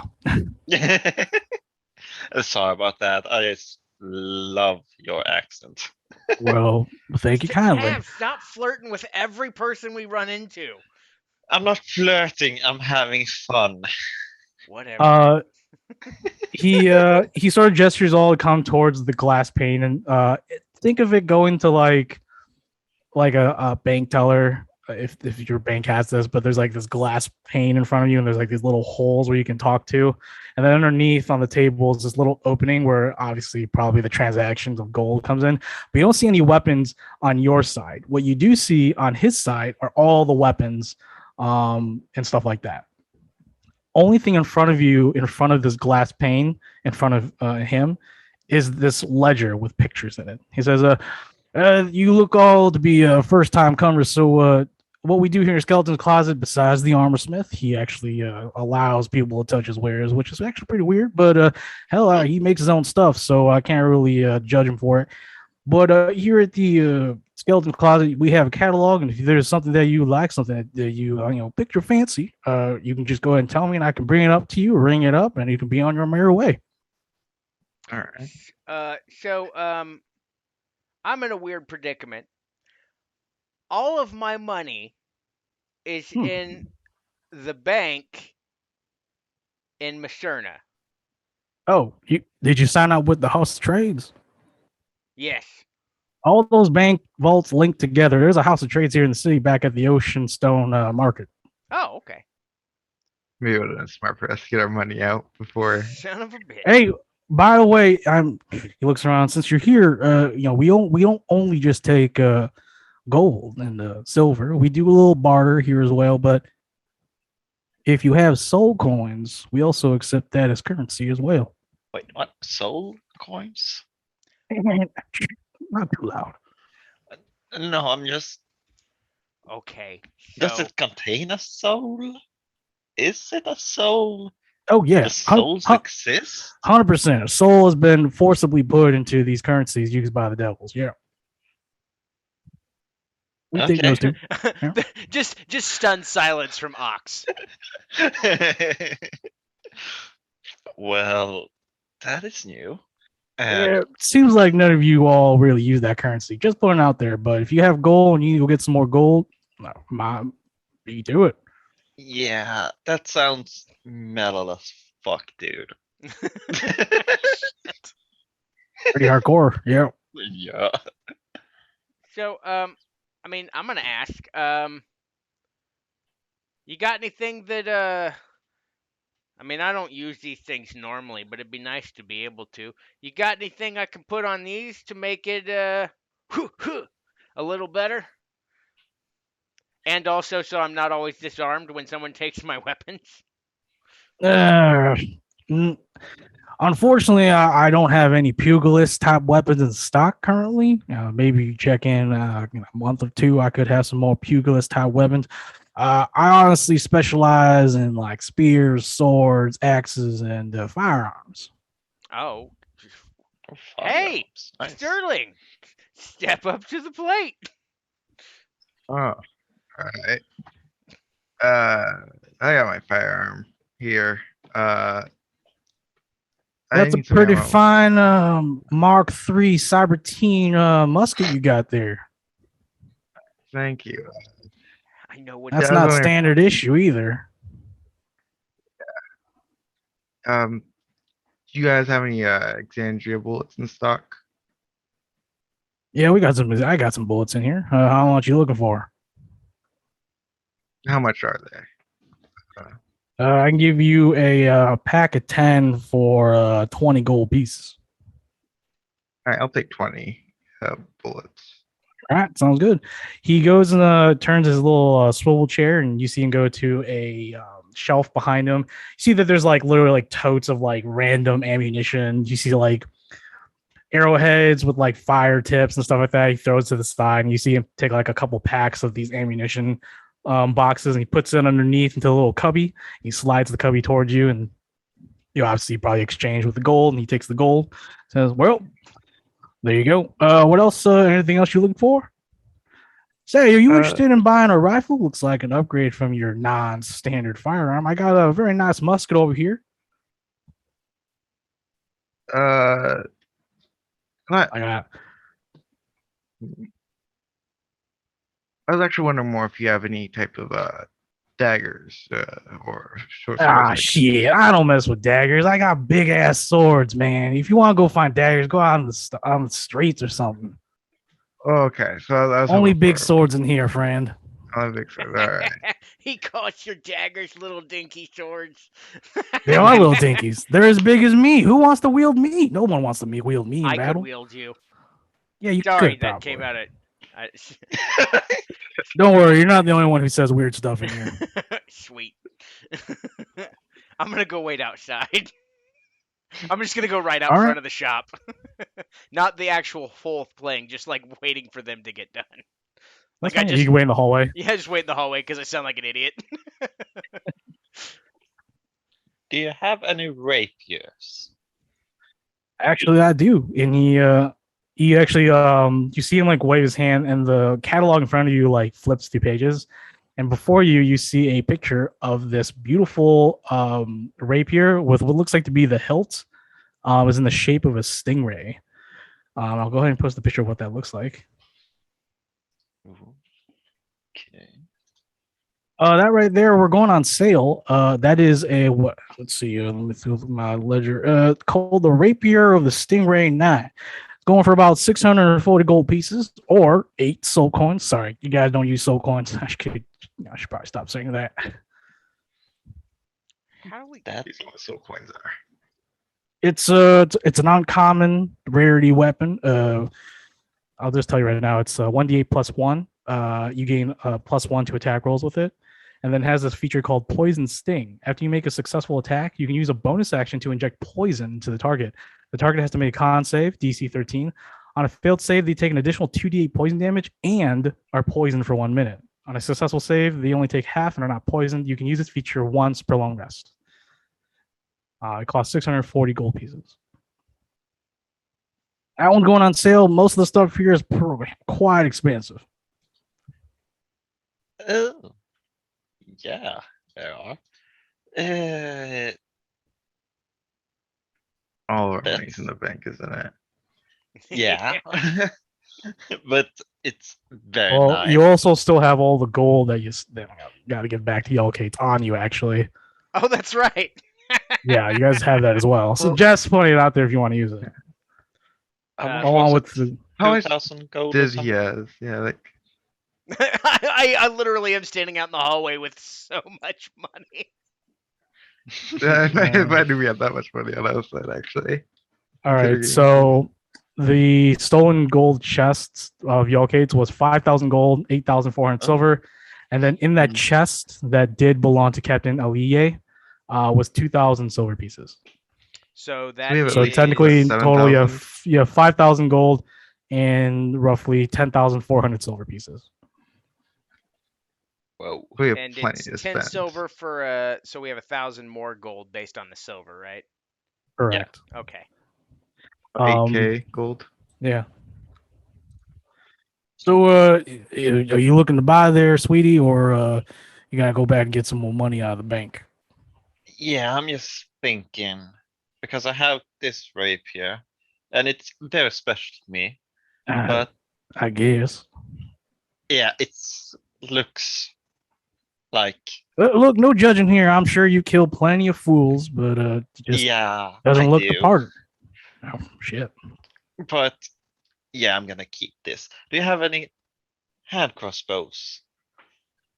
I don't really deal with crossbows. I do have a couple bows, just because I have some laying around. I'm also dealing with firearms. If I didn't say that already. Yeah, do you Um, have any handguns? I do. I have. If you're looking, if you have the coin to spend, he goes in the bag, gets into his shelf, and you see him pull out a very infernal looking lockbox, and he opens it with his hand or his finger. He puts his on the lockbox. The lock itself is in the form of a devil's head with its mouth open, sort of like the Tomb of Annihilation, sort of like icon. And he puts his finger into the mouth, and the mouth closes on it. And he's like, "Oh shit! I hate opening this damn thing." And as it releases, you see some blood has been spilled, but he opens it, and inside is this immaculate revolver. Oh, Oh my I god. And- really want.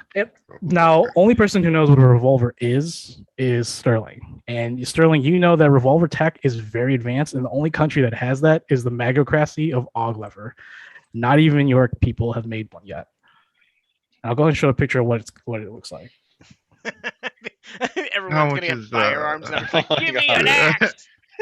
So this thing here is called Eldrin Nova, the Ruin of the Stars. It's an Oglivian revolver. 6 shots, if you believe it or not. So you can fire 6 consecutive shots at whoever the fuck is messing with you. So it's damage 2d8 plus 3 piercing, Oh my range 40 minimum, and a max range of 120 feet. You get +3 to bonus. You have a +3 bonus to attack rolls. You can use an action to shoot a magical piercing bullet in a 40-foot line. All creatures in the line have to make a con saving throw, DC 18. On a failed save, they take 48 necrotic damage. On a successful save, they take half damage. You can use this feature twice for a long rest. And then it has its ultimate feature, the nullifying bullet. By the way, this is a legendary weapon. You can use your reaction to fire this revolver and decrease the damage dealt by a projectile from either a ranged weapon or a ranged spell attack, and that reduction is 2d8 plus 3. You can use this feature twice per long rest. This right here is going to cost you 8,000 gold pieces or 250 soul coins. God, I'm sorry. We have vendors in here and customers that use soul coins, so I gotta keep saying that. That's fine. How Okay. much money do we have? We have total? 8K and everything if we add it all together.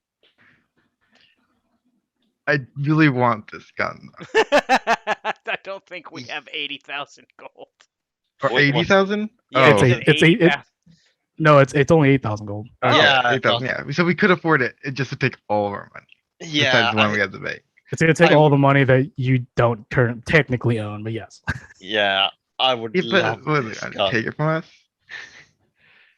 What? The Pardon? people who own the gold?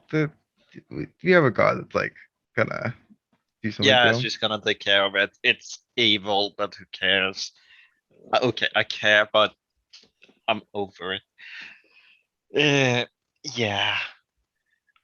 I would love it. We have to go back and get that one. Yeah, I really want this gun. I don't know what else to say. I can give you all the gold items and you guys can split it up. And you guys can just start having like the gold we find in return. Since this is gonna take.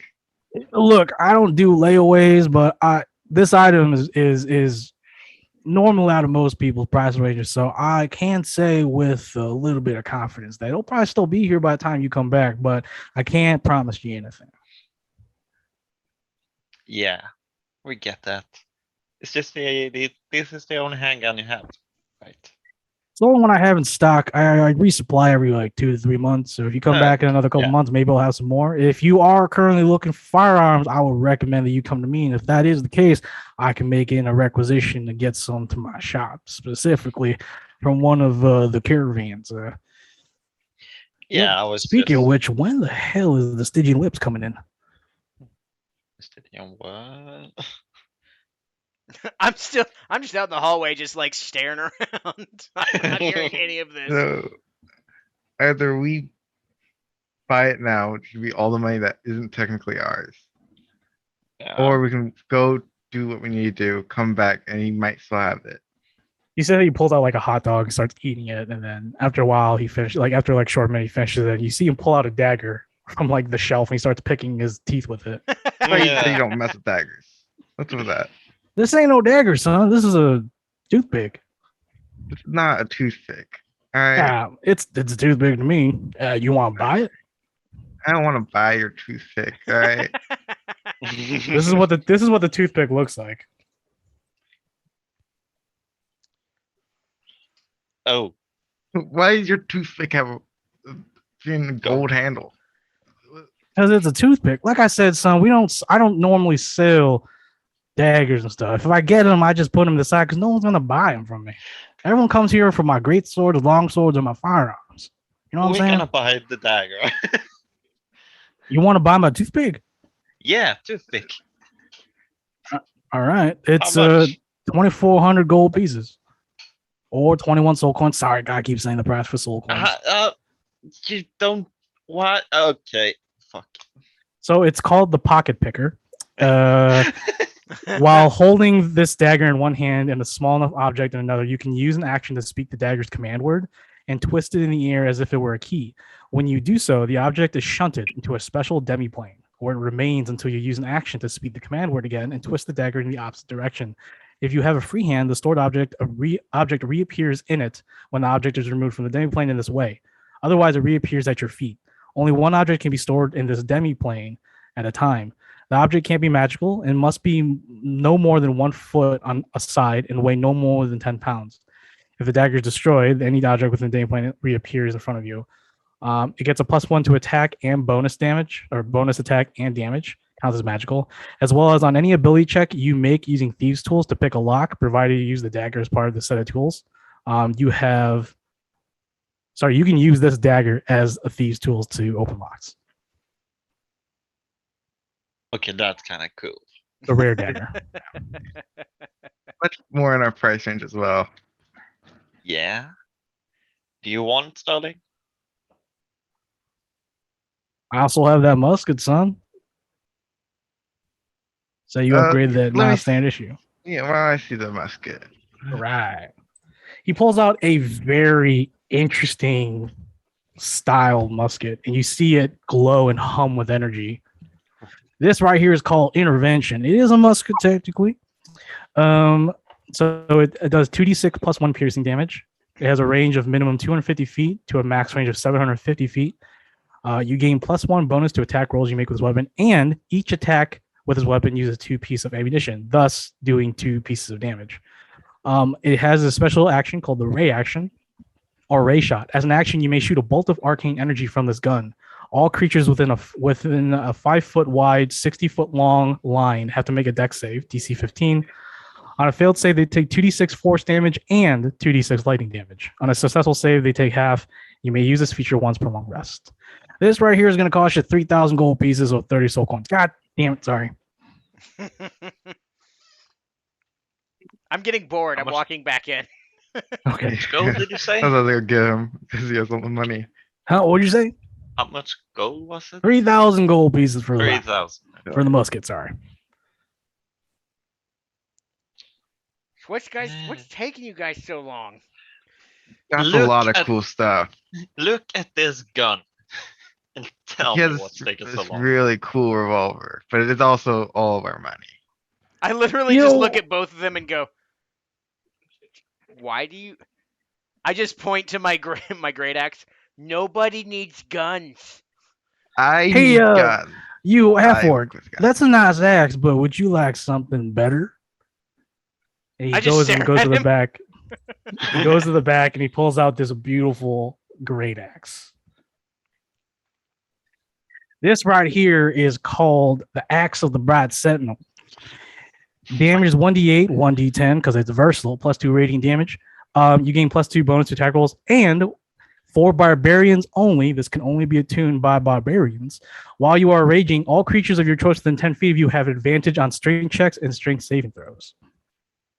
All creatures that you call as an ally, including yourself, which you're a barbarian, so you're normally raging anyways.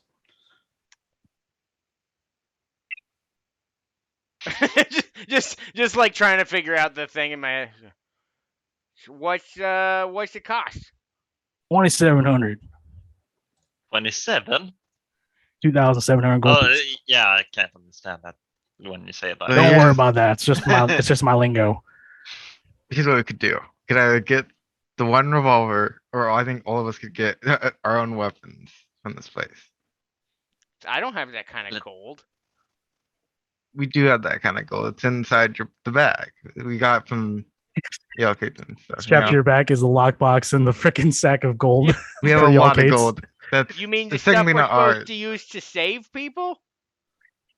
No, we're gonna no, use. we're gonna use the gods like infinite water thing. Remember? Oh yeah.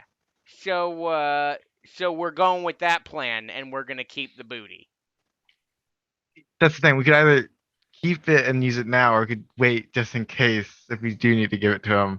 That way we aren't left, being like, oh, we already spent all the gold. I mean, one way or the other, something crazy is gonna happen. So, and plus,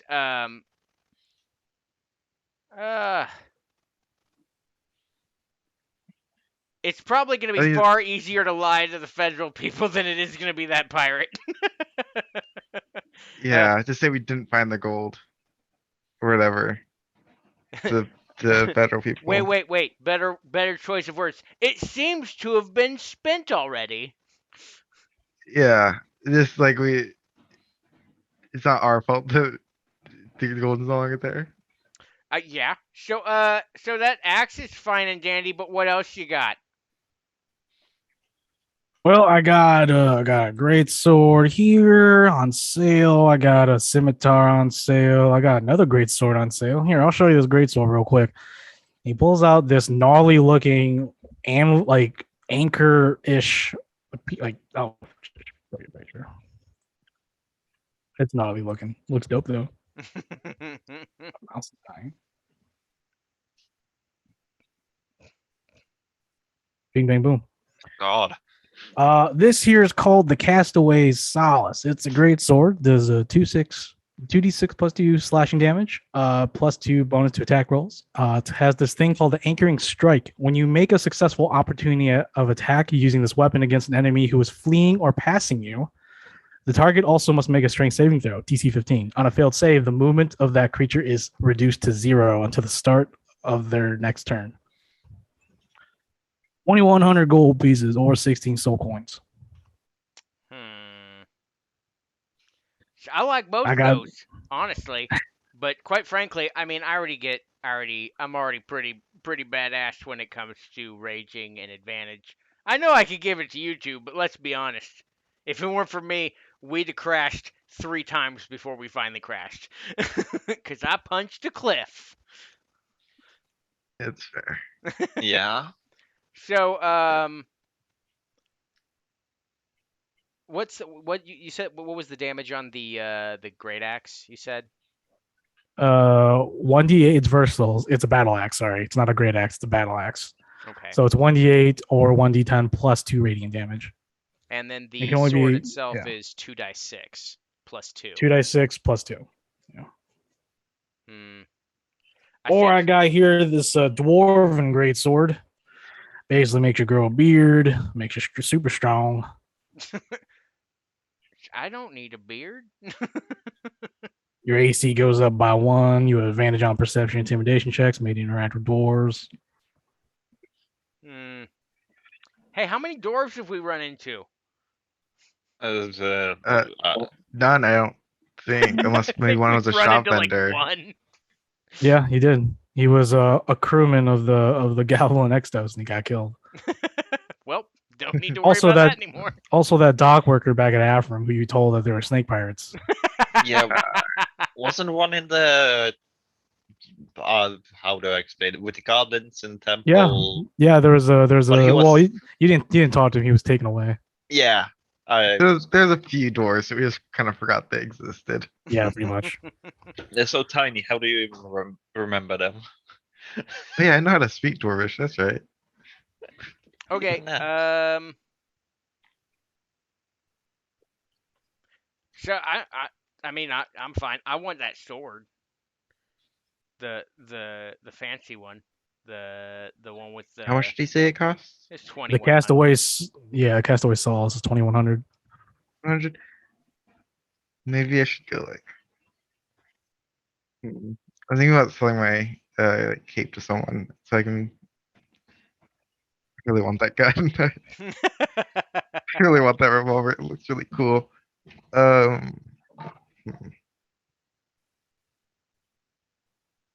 I'm gonna buy that rapier. You gonna buy the rapier? Yeah. I'll All buy right. it over. Sounds good. 640 gold pieces, please. Yeah. Let's see. I inventory. I take off my bag and I just start clunking stuff on the ground. And All right, you don't have to make a mess now. hey, I'm just getting the Oh, we- stuff out. Yeah, we just gotta find the gold. It's kind of mixed in. just moving my clothes out of the way, my extra loincloth. And then, here we go. Chunk. So, how much is your new rapier, Tav? 680. I kind of already paid for it.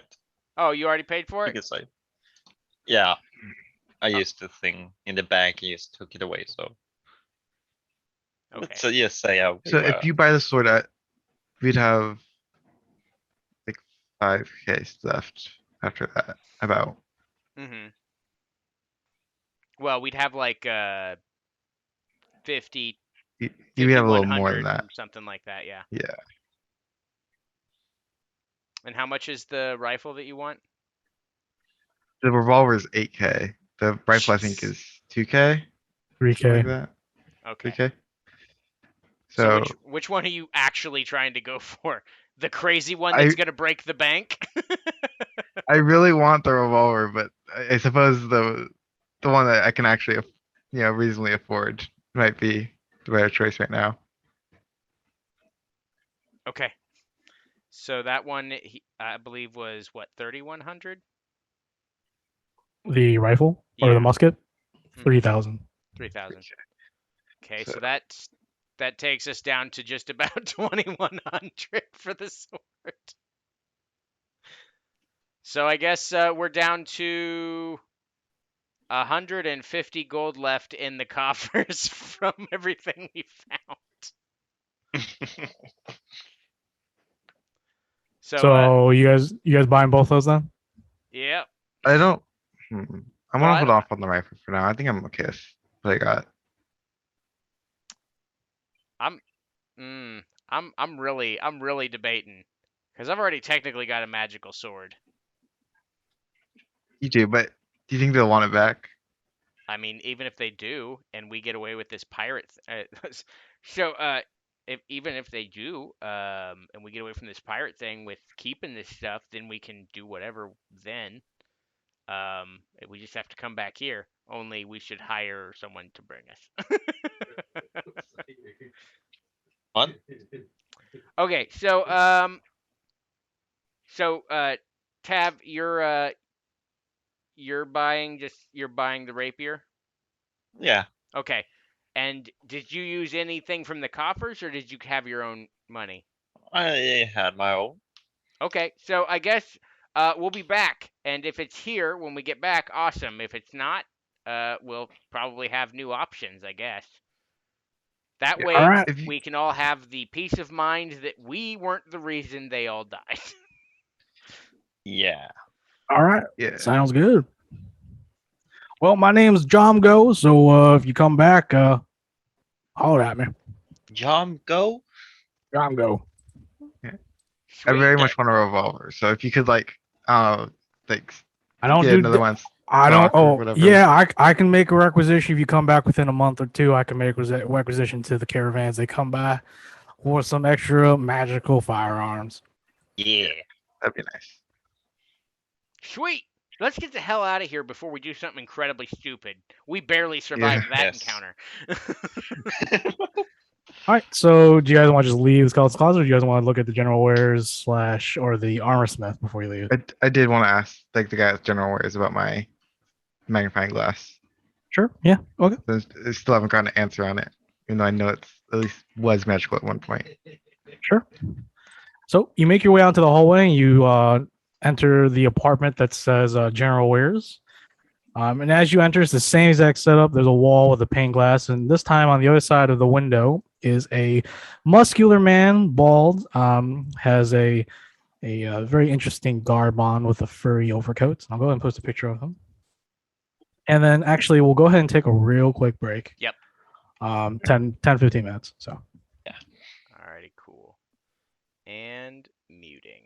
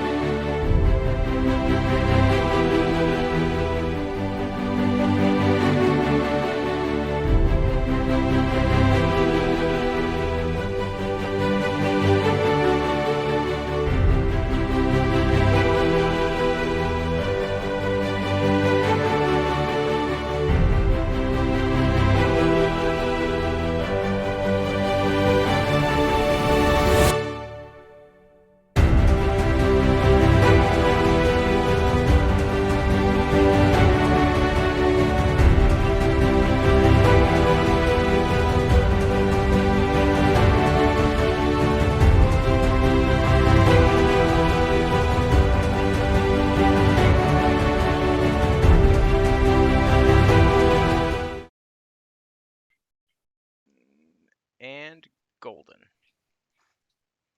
Hey y'all, welcome back.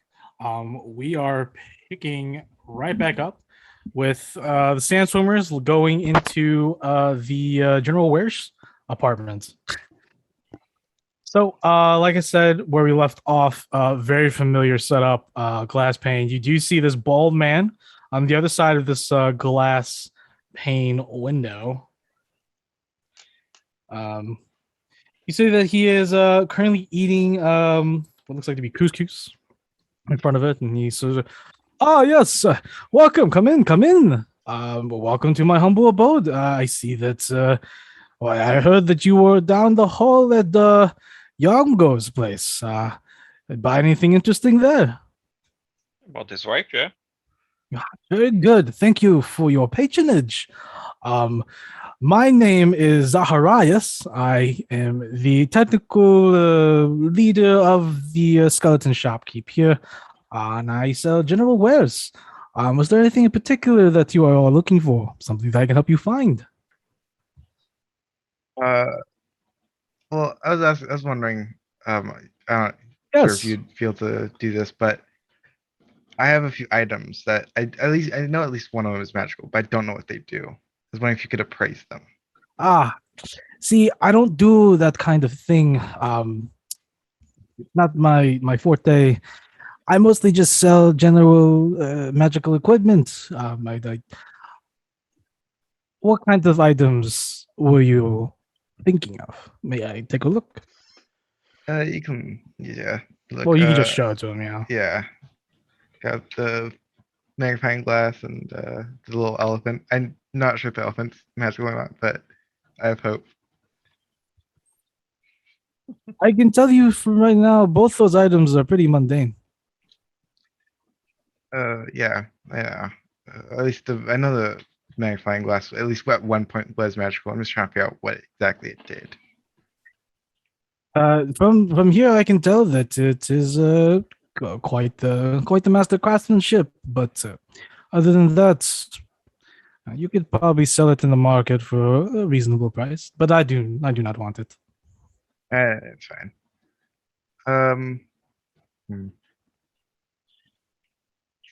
Do you have like a bag of holding or something like that in your wares? I actually do not have any more bags of holding. I sold the last to another group of adventurers that came in yesterday. Sorry, friend. It's your price and the humble guy back at Cerna. Humble, I do not know what you mean. Macerna? I know of a shopkeeper there.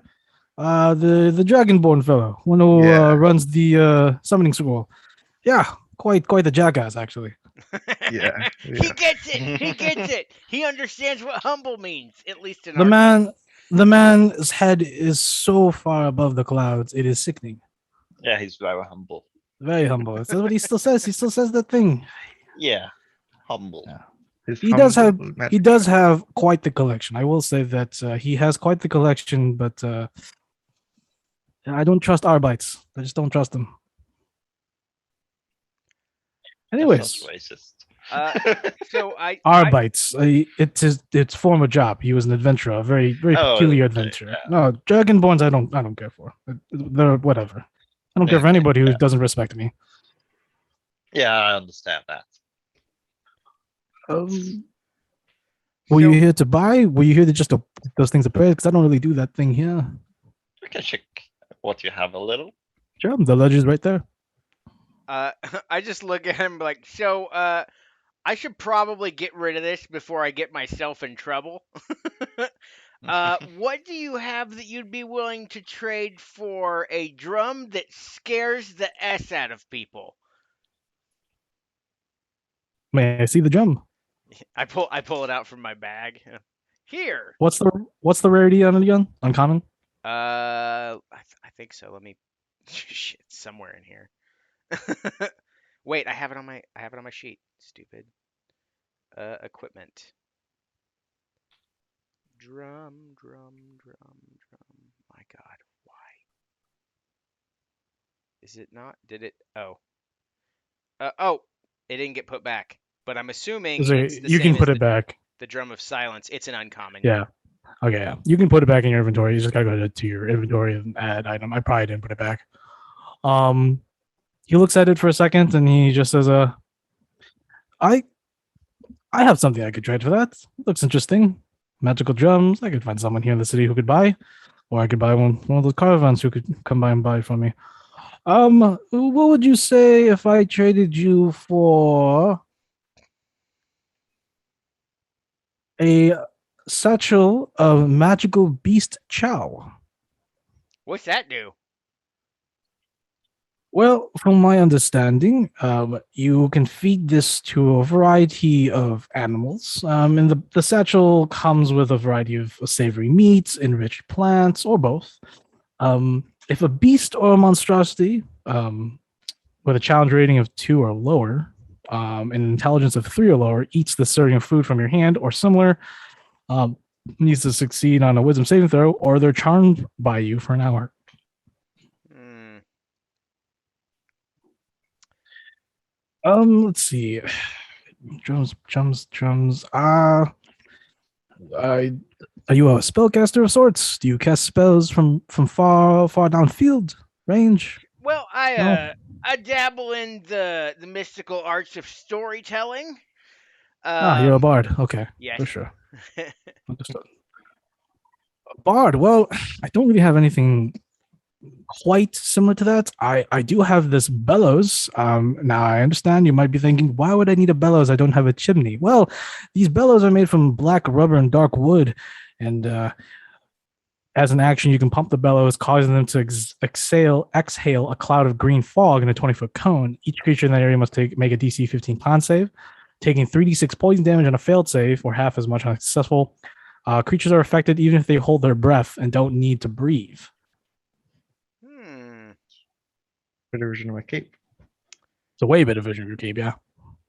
All right. So, you know what? I don't. I'm debating on how much trouble I want to get myself in. Or I could just buy it off if you're willing to sell. I could definitely buy it. I can find somebody here who can buy. I could probably sell it to many of the faithful of Overson over at the Rigby Theater. There's a lot of bards and performers that go there. What kind of currencies do you trade in?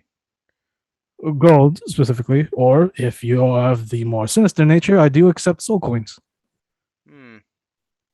Or I can trade. What would I get for this drum? If you just want to sell it? Yes. I can buy it off of you for 100 gold pieces. Okay. And from my understanding, a soul coin is 1,000, roughly. It depends on the soul. Me just like whispering to myself like I'm being sneaky. Yeah. He can hear you. He's like, it depends on the soul. It could range from 5 gold pieces to over 2,000, 5,000. I've even heard of one soul coin that was appraised to 20,000 gold pieces. It depends. Depends on who you're buying it from, who you're giving it to. I don't know. That's not my business, though. Those caravans are nefarious folk. I see. Oh, all right.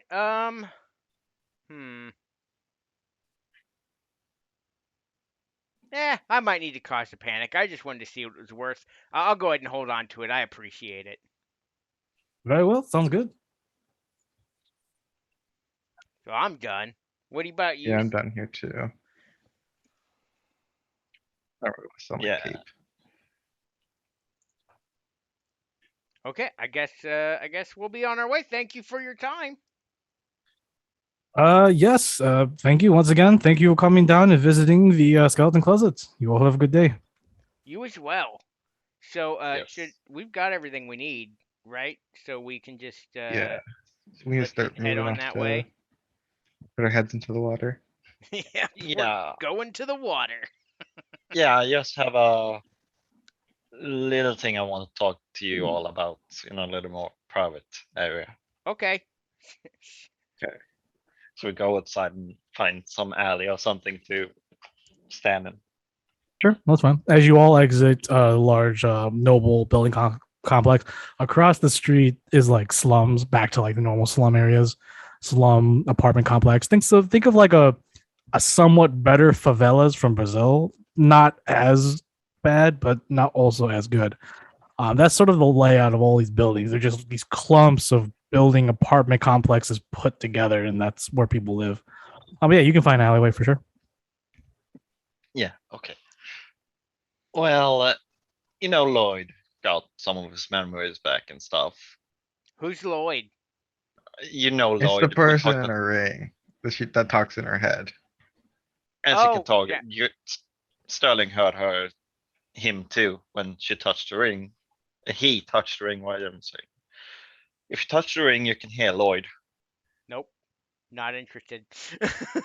That seems I'm like gonna- devil shit. I'm gonna stealthily put the ring to him, to Ox. With bumbles Go ahead and with make a sleight of hand check, and then What's my? I gotta use my passive perception. I'm gonna have you make an actual perception check Okay. against his sleight of hand. Okay, Ox. Come on. Perception. Damn it. Yeah, I got a it was- 6. it was quick at first, but when you brought up, and he knows this too, when you brought up originally that you talked to someone and it's part of this ring, and you saw Sterling do it, you have a little bit of like tension of like, I don't really mess with that kind of stuff. And though Tav, you were pretty quick on the gun to pull that ring out off your finger and put it like towards him. Ox does back away instinctively. He's like, whoa. No, I said no. I believe you. I just don't want it. Nobody It's goes not- in my head except me, and sometimes not even me. Okay, but he's not in your head with it. He's in the ring. He just talks through it, so it's not like in Wait, your is head. it like a lamp? Yeah, Can he's stuck in there. no, it's a ring. how do you? So what happens if you let him go? I can't. He's bound to the ring. Well, can you like rub it like a lamp and he comes out like a genie? No, that's not how it works. I can go Uh, into it. I can go into the ring, but he can't come out. So what of you're the saying ring. is he can't grant us wishes. No, no, Shit. that's not how he grants me wishes by being my friend.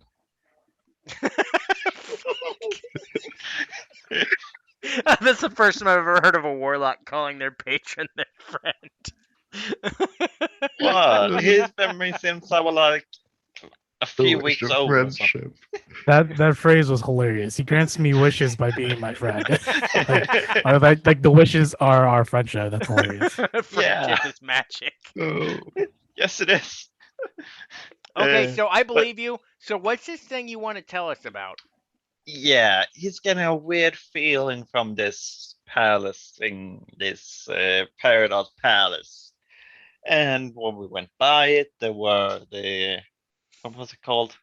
The other, the genie types or something. Yeah. So the Daigini, Daigini. the wind genies. The wind genies. They have like a blood feud or something like that. He showed him a memory where they were fighting and stuff, and it's getting a weird feeling. We wanna investigate that, but I don't know if now is the right time for it. Look, I'm all for causing a little bit of silliness and maybe some chaos to help out a friend, but we've got two friends right now that we know are probably on the chopping block. I'm more than willing to Yeah. come back and help out, but I think we should worry about I the remember- people we know who might still be alive. Maybe. we're already Yeah, planning on coming back eventually. Yeah, we right? got to come back to 'Cause- get new weapons with all the coin that we Like, might get to weapons, keep. yeah. Yeah, we see like- if we keep the coin, come back. yeah, it was that I thought we were going to do. I just wanted to check with all of you and Lloyd, so he knows that we are coming back here. You do know that, Lloyd, right? I do, and I thank you, Sterling. And Sterling, like the voice enters your mind, and you're just like, huh, what? Okay. I'm just like, And you as well, Steven. Steven's just like, ah, You can hear him too. Yeah. balm. Ball. Jesus Here Christ, goes you the- all hear voices? No, I am Only- not touching that ring. You keep it away from me. If you touch me with that ring, I'm letting you know right now. You're gonna wake up and wish that you had less problems. What if I accidentally I touch you with know my what an hand with accident the ring? is, and you don't make those. That's Sterling's job. That's how the last guy died. Yeah, but I also made an accident when I Alright. pulled out an arrow out of a guy and he bled to death. Did that happen? Well, that's Yeah, not how I yeah. remember it. Let's go. If he doesn't want the genie man talking in his head, we can just like ignore that for now. You never ignore Lloyd. Well, It's okay, Tav. I understand. No, you don't ignore Lloyd. I can ignore Lloyd all day. I won't ignore Lloyd. You're actively avoiding Lloyd. That's how you ignore somebody. Actively avoid them. Okay, yeah, let's go. We'll be back here and we're gonna investigate and we're gonna find stuff out and get your memories back, Lloyd. And then we'll still be friends. And I love you. Let's go. Is this all being said out loud? I'm saying it out loud, yeah. Okay. Jesus Christ. Oh man, I'd say get a room, but there's not enough room in the ring. Let's just keep going there, There's right? actually quite a bit of room in I there. can actually go into the ring. Yeah. I do. You can hide out Why there. is that all here? Okay, I never this is done getting it, but too I weird. can. You've got a ring of person holding. Wait, Sterling, hold the ring. And I F What I into told it. her. Oh, You can, as with that Ox and Steven was not part of that. You see in a flurry of what looks like to be Ember, Tav, and Sterling disappear. what And do I Tav, do? and Sterling, you appear in a room, chamber, and Tav, you have the description. Go ahead and describe what it looks like. It's very comfortable, of course. Yeah, it's kind of like a lounge area with a lot of furniture, a big oak table, and a big fireplace, of course. And at the head of the table, there sits Lloyd, and a long table with many chairs. Now, this is the first time everyone's seeing Lloyd except for Tav, but Tav, Lloyd isn't the large, looming, normal Afridi. He's actually a small little ember flame with a face. Because he's lost a lot of his powers and his memories, he is not his full form yet. So, Sterling, you see, and the voice in your head resounds of this very exotic, muscular, masculine voice. But at the head of the table is this small little flame with a face on it, and he speaks in that dark voice, exotically. Hello, Sterling. Welcome. You don't have to put off the act. Okay. Lloyd. Okay. You sounds can good. relax. Okay. Sterling, Hello. I just Lloyd. watched this shit from outside. There is a ring on the ground. Right? Pick up the Yeah. It's actually when you pick it up, it's really hot. Like, I'm it's not just- touching it. Okay. Thought you were. Steven, grab that. Steven's Let's just go. like, no. Oh, No, I'm shit. just kidding. if Steven doesn't grab it, I'm going to grab like a piece of cloth and just grab the ring with the cloth. I'm like, nice try, sons of bitches. It's not happening today, Frank. In this demi-plane, Lloyd offers you some hookah. Sterling, he's like, I've actually never seen a Warforged in my life, so I don't know if you smoke hookah. If you want hookah, I have hookah. Hookah. I have hookah. Smoke I hookah? don't know, dude. Do you smoke hookah? Recently, I haven't been able to smoke much, but I don't You know dabble in if I hookah? have lungs to breathe it in. I don't have lungs, but I can smoke hookah. it's a lot to breathe. I mean, I'm not like just a piece of wood and metal running around. Well, then smoke hookah. And he puts his finger, or he extends a small little arm on top of the hookah where the coal is, and he just inhale. I guess sure. Take a Yeah. big inhale. Nothing happens. But for you, Tav, euphoria. Uh, You Well- and Lloyd have a head high from the tobacco. This The hookah's sweet doing nothing tobacco. for me. What? So how long you all staying inside? Yeah, it was just a show and maybe get Ox Oh. to touch the ring too, to Oh, like trick him a little bit. I would like Yeah, to talk. I would like to talk to Ox. He seems like a nice Yeah. fellow. he seems nice, but he seems also kind of, what's the word? Paranoid about Hmm. stuff. He would love hookah. Yeah, he would. I'm gonna have to put him in here sometime. All these crazy ass machinations. Nothing actually nefarious, but it's still like we're gonna get him. We're We're gonna get him He's inside gonna love it. this hookah lounge. He's gonna hang out with us. We're all gonna be friends. Yeah, but if we just have a little talk, just hang out a little, we gotta get out of the city, go fight a pirate, maybe kill a pirate. I don't know, but it's always nice to see you, Lloyd. Great to see you too, Tav. It's great to see you in person, Sterling. Yeah, it's nice to see you as well. Like this little flame is about 5 inches high, man. Like he's a small little ember with a little hand out. It'll I hurt if mean- I wish I could. It won't hurt. Trust me. Don't say it like that. It's, Okay, sorry. I Not reassuring. things are so weird that I have like no powers and my mind is scattered. See, it's already happening. Alright, Yeah. well, it's very nice to meet you, Lloyd. Probably should get to Ox to meet him. Yeah. Huh? Let's get outside and I bamf us out. Bye, Okay. Lloyd. Bye. And a flurry of ember and Tav and Sterling return behind you because you were holding it, and then the ember flurry whizzes by you, and now both are behind you. I, I hand the little satchel of ring over to Tab. Nice try, Frank. I've been Who's walking Frank? towards the shoreline, by the way. Yeah. Well, isn't Lloyd nice? What do you say, Sterling? Yeah, I think you should probably meet him, Ox. I don't think. Nope. he's- Now it gonna- sounds like brainwashing. I'm I'm not, not into it. brainwashed. He's not brainwashed. I. That's exactly what someone that's brainwashed would say.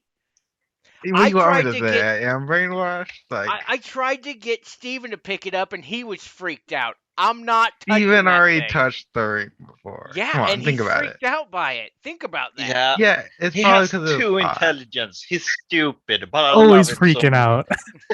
He's always freaking out. You don't He's know what's bomb going all the on. time. Yeah. We need to get him up in some books. You ever No, seen yeah, a we- creature that has gone malnourished for days on end? It does stuff to your brain. Maybe we should get him some actual food. That's probably good. If he eats it, but yeah. I think he will eat it. I just think we haven't given him any. Yeah, he ate that basket. Oh god, that was creepy when he stood up and ate with his hands. That basket, that small town with He is snake walking people. bipedal beside all three of you. No, Like this. He wants a food. Shakes his head. Okay, he you. can understand what you're saying. That's I Yeah, pull, concerning. I He pull out is more. I pull out like some dried meat or whatever from one of my rations, and I just rub healing balm on it and hand it to Steven. Yeah, he takes it. He totally takes it and he eats it. He's like he's been enlightened that like this can be added as a as a condiment to other things. And now he's just like, I want to eat everything with healing balms. On That's it. how you trick an idiot to do something good. You put Yeah. healing balm on a bathtub and he licks it, you can give him a shower. Oh.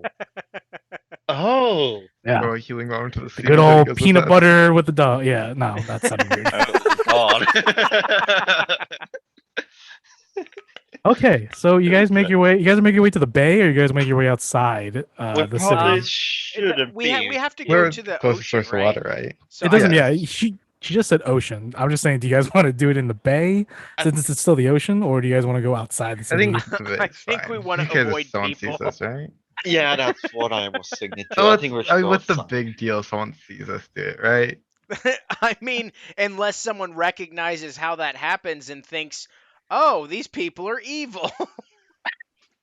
That temple was abandoned long ago. Like, how many followers of them do you think Let's there is? just go outside. Is All right, is Joe, is let's take a going vote. through the water Let's take a vote specific because I power of honestly this, don't care. lady? I think we Outside. should just do it here. I don't think we need to go anywhere Outside. else. Steven, raise your hand. Steven votes for outside. Good job, Steven. I flip a coin. We're doing it inside. Where's the tiebreaker? What? It was Lloyd, three what do you against think? one. Lloyd is like, I think we should do it outside. Yeah, I think so too, Lloyd. I think you're But- paranoid, Lloyd, but okay. I Lloyd don't have my is- memory, so I don't even know what's good and bad these days. Yeah, when you say it like that.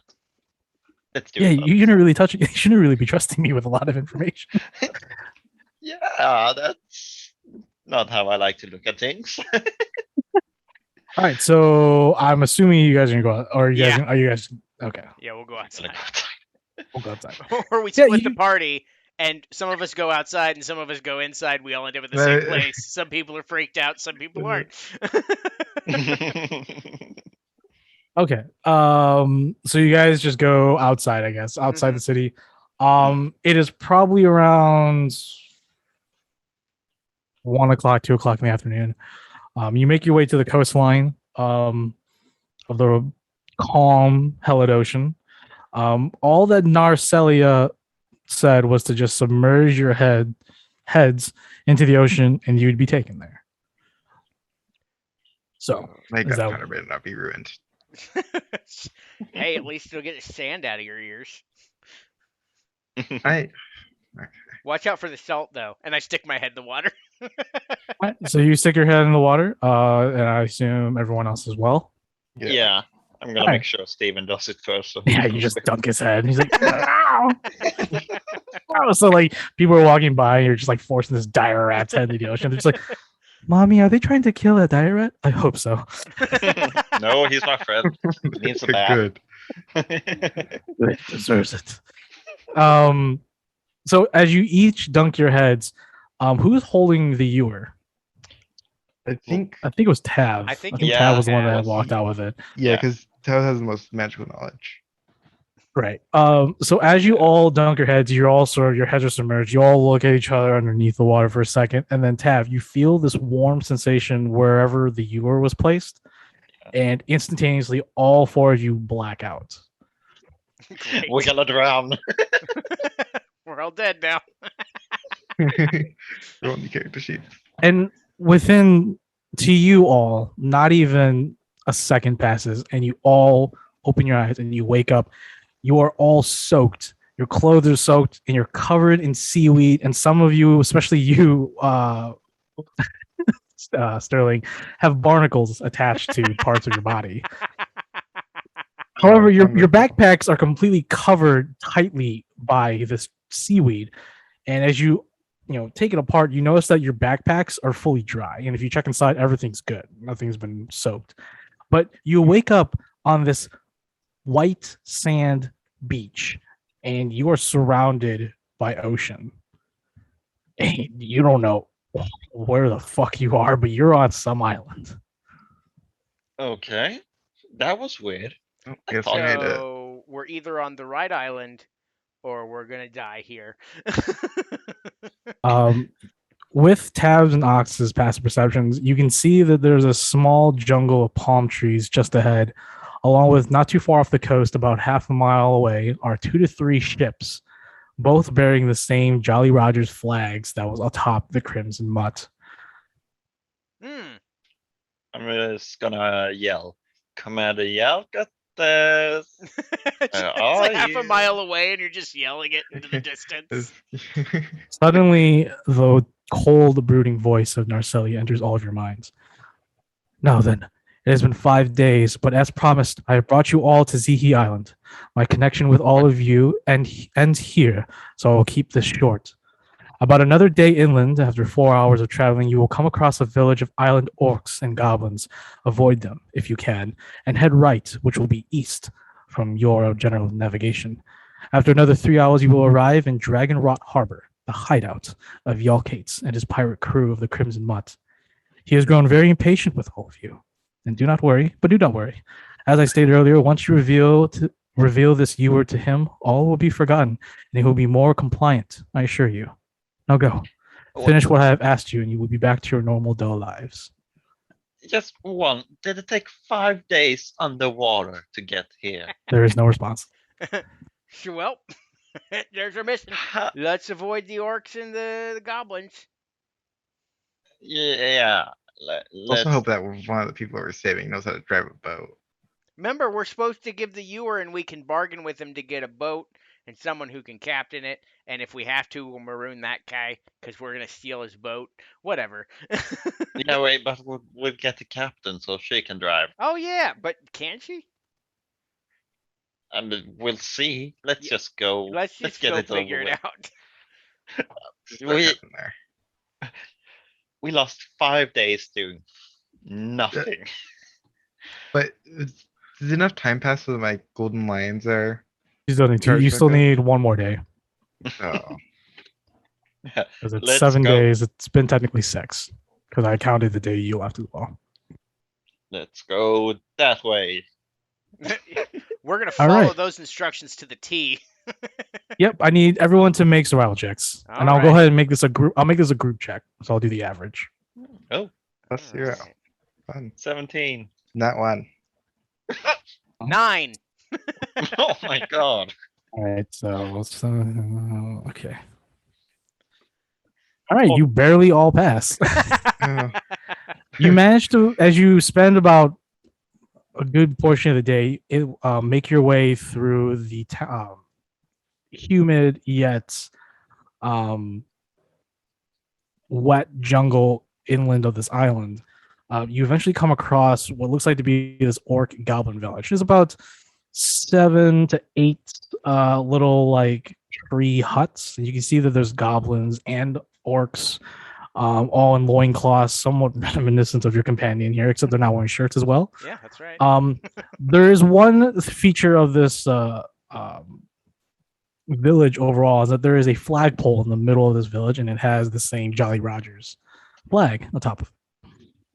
But the voice did tell you to go right to the village, which is what she thought or believes is east. So you make your way around this this goblin orc village. I need everyone to make once again a group stealth check. well, that's something I'm good at. Another 15. Another nat one. This looks good. Okay, that's a 2, Nope, so not bad. 7. 13. Nope, you thankfully for the other two, you all managed to. Oh, I need Stephen to roll as well. Okay. Oh god, I don't have that up. Oh god, what is a stealth? It's Shouldn't be too bad. stealth dex. Oh, +3. Yeah. Oh, not that one. Oh fuck. Oh shit. Oh no. Oh god. Oh, natural Oh, 20. natural 20. So All right, 23. perfect. So yeah, with 23, thankfully, even with a little bit of hiccup from Sterling, maybe fumbling, maybe dropping his rifle, hitting some trees, you do manage to evade any cause for concern of orcs or goblins that are looking in your general vicinity, and you make your way past them. Now, I will say that you're all fully rested, even though you are still drying off from, or you have dried off from being in the ocean for 5 days. You would assume. You are fully rested, so don't worry about that. Eventually, though, after a few more hours, you finally arrive on what looks like to be the outskirts of a shanty town looking settlement in this large bay area. There are several sloops familiar to the ones that you crashed off the cliffs in Broseus, along with the very familiar, imposing second-rate ship known as the Crimson Mutt. You can see that there are many pirates, at least 100 or so, casually walking on the beach, on the shantytown, or in the shantytown, around the shantytown, drinking, playing cards and on tables or on the beach. They're just moseying around, just being pirates, I guess, what they do in their leisure time.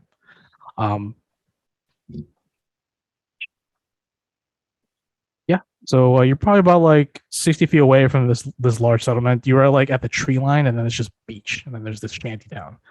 But you see several, at least like 7 to 8 sloops, familiar to the one you guys had, plus the large Crimson Mutt frigate with the cannons. But yeah, there's a bunch of pirates. Oh, nice. Look, pirates. You just like yell for yell Kates. Commander Yellkit. Yo, we Kates, got your we're stuff. looking for you, guy. We did the thing, and we're here to say back. hello. I saw that it took like a month or something. Only a few I hiccups. am readying the drums of panic if any of these guys immediately try to start attacking us. Yeah, I'm Sure, not sure sure, my sure. gun is loaded and everything. Yeah. Also, you realize that your gun is like super dry, which was great when you woke up. Covered. You noticed that it was covered in that thick seaweed as well. So whatever that was, it kept your gun, ammo, and powder all dry. Okay. I feel like I need my. So I guess we're Alright. just gonna stroll up, just As you stroll up to the settlement, you are eventually approached by like maybe 5 to 6 pirates who have their hand crossbows out, scimitars out. They point at you, and then barreling through them from the back is this large half-orc woman with like spiked pauldron shoulder pads, a gnarly scimitar. She's got a long bow in her back, and she's got this war paint tattoo. And for you, Ox, she- hello. yeah, she is quite the dame. You know that those kinds of war paints are definitely reminiscent of like the tribes back in Rosas, but you can't recognize the tribe itself. But you definitely know that she is from that lifestyle, that society. Mhm. And she walks up to you and says, "Oi, who the fuck are you? And what the fuck are you doing on my island? Y'all We're here to island? speak to y'all, Kates. And who are you?" We're The- from like about a month ago. Sam swimmers. we're the idiots we that got found a fucked mission. earlier this last month. Yeah, you Yeah, remember when that like Navy ship with a bunch of like, people they hired to, and you guys sunk that ship, I think. yeah. We came for Captain Nubana or Lady Baraka. I have no clue who you are or why you're here or what that was, but I was here on the island when Yolkates attacked the coastline. That was quite some time ago. Are you the fools that you were supposed to retrieve the stolen gold and intelligence for him? Yeah, and you know how hard Yeah. it is to steer a ship when you don't know how to steer a ship? Yeah, our Didn't you Thompson have someone died. that was with you? Yeah, died. That could- perished in the fight. it was rough. Unfortunately. poor sad guy. Poor Wasn't poor. Silas. He's actually a noble, I think. He was a noble. Yeah, but I meant he in the was sorry. colloquial All term of right, Black all Emperor. right. She still has her gnarly scimitar out. She's like, "All right, just follow me then. Do you have the loot with you and stuff?" Yeah, Yeah, Yeah, we we gotta have do what that. we're supposed to give him. Okay, can I see it? Yeah, I literally There's no just reason you I it's on my bag. I don't want to drag out my dirty underwear in front of a beautiful dame as yourself. Can we? She just gives How about gives this? you like this. She gives you this smirk. I don't really care. and I hold up the folder and then put it back quick. Just wave it around a little. She's got the documents. Uh, I've got the treasure in my bag. You hear it, and I just jingle. Like it's not. It's just jingly in there. We got the stuff Okay. you want. Parlay or whatever pirates say. Go ahead and make someone go ahead and make a quick persuasion check. I'm gonna do it. I'm That's not why. part of this. I don't think I should. Oh God! I got a nat one. Oh. I'm gonna try to smooth talk her. Okay. Is there What ways do I you- can give her like a help action? What are you? Well, yeah. What are you doing? Yeah, I see I see you like to live life dangerously from a tribe as well. I'm also from a tribe. It's not as bad as a 1. 12. Right. Whatever. I'll just have the Commodore judge you for what you have. Come, follow me. And she guides you into the shanty town. A lot of the pirates are looking at you and they're just like, "Oh shit, they're still alive." It's crazy. Almost you died. you hear someone they're just like, hasn't it been like a month? I thought they died. Dude, Yelkits is gonna be pissed. Eventually, you make your way to the docks, and you are you see the massive frigate, the Crimson Butt, and you walk up the plank with the escort, including the half orc woman. And on the main deck is another larger half orc with more tribal tattoos, and you can see Ox. He has a necklace, a band around his neck, and though what's her name? And though Matriarch Jeglis doesn't have something like that, she does have her hammer, which is the sign of her position. You instinctively can tell that that band around his neck means that he's the chief of some sort of tribe. Well, shit, And you there can goes see my the shot. the very familiar war paint that she is also wearing, just in a different style. But you can definitely see the intricacies within it. And you see him look at all of you, and he looks at the half orc woman and says, "Shit, what's her name? Oh, I forgot."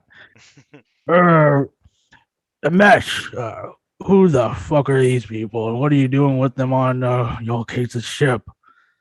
As Chief Asgavir, I have the fools who were sent by Yalkates to retrieve the naval intelligence, I believe. Yup. Looks all three of you, or all four of you. Is that a rat that's walking on 2 feet? Yeah, It's His name is Steven. Steven. Steven. Alright. You named it Steven? Yeah, he's healing bomb. He's kind He's of an doing his idiot. best. Yeah, Steven's like, Even doing a little dance. the large half orc chief. I'll go ahead and put a picture of him. He has these like very interesting colored eyes. It's like a blend of orange and yellow in his right eye, but his left eye is shut, and you can see a gnarly scar, which is from probably some sort of damage. His two protruding canines, one is actually gold tipped, and the other is just normal. He's got grills. And Asgavir sort of just like, all right, give me a sec. Commodore, your fools have returned. And on the main deck, the upper deck where the wheel of the ship is, the familiar, large and looming and imposing Commodore Yelkate stands above all of you, and with him is the black-furred cats, Tabaxi, Sereth, and Yelkate looks at you. It's been almost 2 months. It's almost been 2 months? I thought it was Almost. a And we Two really lost months. track of time.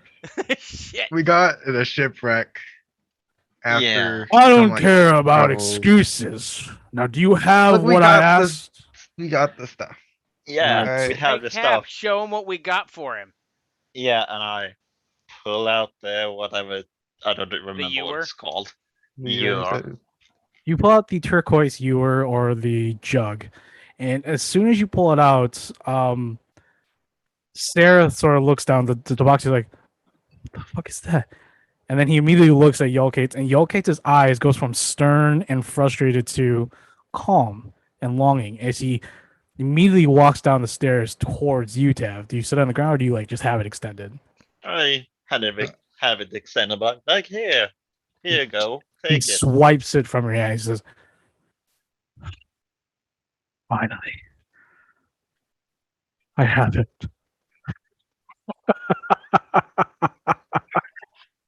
Ah, Narcelia, you have returned to me, my goddess. Oh no. Hey, Knew it. I called I it. don't care what happens with this jagweed. I just want to get our couple of pokes back and away off the island. He looks at all three of you. Sareth, bring the 2 prisoners. They can have them. Can I have a ship? So we can You get can out have a there? ship. You can take one of the sloops in the bay. I don't care. Okay, thank you. Mm. We, Can we we keep all the loot? immediately No, any- regret every decision we've made up to this Um, point. Yeah, I'm Any forgetting extra, everything, but I yeah. want to get out there. Sareth is confused, but he listens to Yelkates and he returns with Nurbanu. Still in her uniform, though obviously worn and torn in a lot of places. She looks like she has been beaten up over the course of the month, but like not like every day, just like maybe 3 times a week. So she still has some fresh bruises. Marquita has she's no longer wearing her beautiful clothes. Looks like they took it off her to probably sell. She's just wearing regular tunics. She's unharmed, fortunately. And Sarah just pushing nudges. They're both still bound by a rope, and Nirvana's just like with her like barely open one eye. I don't know what you did, but thank you. Oh, Let's don't get the think it. fuck out of here. Yeah, don't think I guess, it. yeah, Hey, can you steer a ship? Yeah, I can still steer a ship. Okay. perfect. Okay, Yeah. perfect. Let's go. A better idea would be to extort this man for money. I was thinking, Yeah. hey, can we can we have back her braces that you took? Yeah. That's like my last request. And then we're out of here. We'll leave you alone to your wonderful Nycelia, and you know, whoop whoop. What was that? Yeah, what- that's just the awkward like He, Ox um, just trying to push in he- the envelope. Yolkates is too busy enthralled with the ewer. He says, I already sold all the other items. You can keep the tall war though. Nice. Okay. Sweet. All right, let's get the hell out of here, guys. Yeah, let's go. Let's go. Let's go. Let's go. Yeah, I, yeah, I before lead them something as we're walking. I'm like, Sarah, cutting Sarah is the- just like, yeah. And the Tabaxi's like, Commodore, are we really good? Shut up, Sereth. I have what I need. The war of the Federation is soon to fall in our hands, and we will be victorious. Okay. Hey guys, I think we totally fucked everyone. Yeah. Let's get never people- speak of this again. We have to Nirvana, speak of it. as you're like as you're like all like yeah, we are hurrying, with the someone in the Navy. I feel like yeah, as you're all rushing towards like a nearby sloop, like the closest sloop, and you see some of the pirates are just like, hurry, get up! Yolgit's told us to get the fuck off the ship. And Nirvana's just like, she's like, checking her very worn wrist. She's like, looks all of you with her one and her other busted eye. What did you do? What did you give him? Jesus Yeah. Christ, we're some not god even of sure. spite was like, Whatever. oh, Let's just get out of give you here. whatever. You know. Let's think a little. It before gives us a lot of we money. work it out. Probably makes him like, the worst enemy. I'm to the not wasting Navy. any time. They're talking. I'm unmooring the ship, pulling up the anchor. Just get the fuck out of As here. as that's all happening, Barkita like approaches us. She's like, thank you so much. Yeah, no Thank you so time. much." Yeah, And Yeah, she's like I- clinging onto you, Tab. She's like, thank you so much. yeah. I pat her on the head. And I just- On I thank just want to her hand them from some the- healing bombs to like help our injuries. Yeah. I cast two healing words on each of them. A healing word. Two I don't words need on it. one. She needs it more than I do. They're She both like, protected me all the time. I can't understand what you're saying. She's Yeah, like it's sobbing okay. into your vestments. She's like, nah. Oh god. Get her to the friggin' brig. Shut up. We need to get out of here. I was just like, a sloop doesn't have a brig, whatever. Downstairs, whatever Just the hell has a that's hull. called. Yeah, the hole. No, you can make several rooms out of a hole. We done it we before. did. We put up sheets before we crashed into the bridge. Wait, So- that wasn't a bridge. That was a cliff. On the ridge of the cliff. All right, yeah, you immediately set sail. We are fucking from out. Yeah, Dragonrot Harbor, and immediately Nirvana's just like, wait, do we have safe passage out of here? Like, there are a lot of his entire fleet is in this area of the Dagny Islands, dude. Yeah. And as- Yeah, I'm fairly a- certain we're good. I As hope you- so.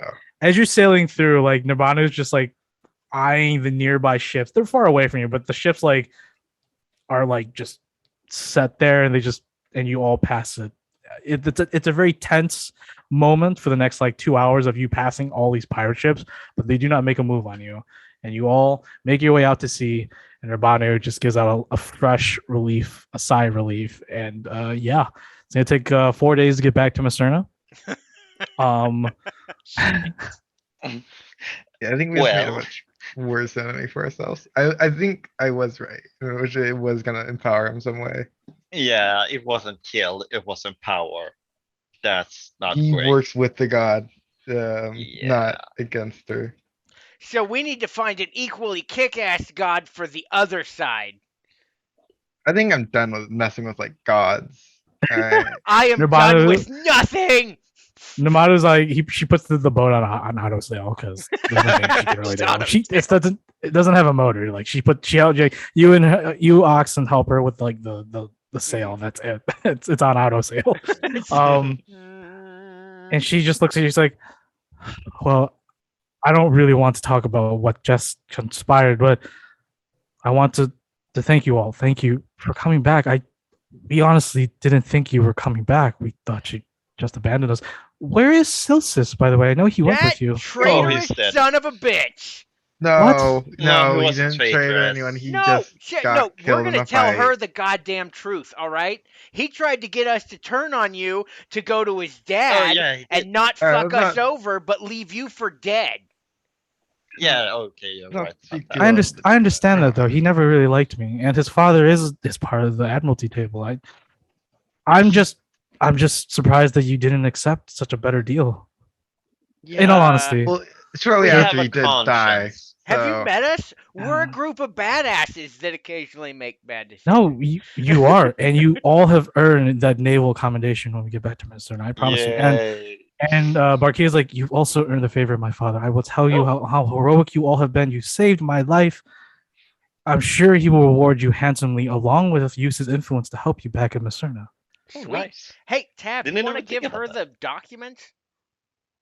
Yeah, here can they Oh. even be read anymore? They've been in water so They're long. they're pretty damaged. Do you know what they said? As she's looking through some of it, some of this is No, all we'll never read unreadable. naval documents. That'd be, Starting. unprofessional. She just smiles and she's like, "You're right, I guess." It doesn't matter now. These intelligence reports are probably old and are useless at this point. Mm, There was something about some routes That's and interesting. something. Other, I don't remember. I just saw words on paper and then I saw that they were gone. I don't know what's happening. I'm just gonna play with the sail. As she's combing through it still, she's like, "Wait, 7th and 8th Fleet were shit." Hmm? Okay, well, there are some important information that I do need to relay back to the base of Macerna. Regardless, and she's looking through. She's like, "There was supposed to be something more important here." And she's looking. She's like, "Oh, "There's a lot missing. Did you? Was it a struggle to get this We intelligence did. back?" Get into a shipwreck, Okay. so Yeah, Okay. we sank Oh, into the well, that's water. understood. That makes sense. Well, there's still some legible information here, along with one crucial aspect. I need to inform Vice Admiral about this. Damn, it's been so long already. I hope nothing's that bad happened to them. Well, we can Anyways, it's certainly none of- tell you it's they not- didn't have the intelligence for 2 months.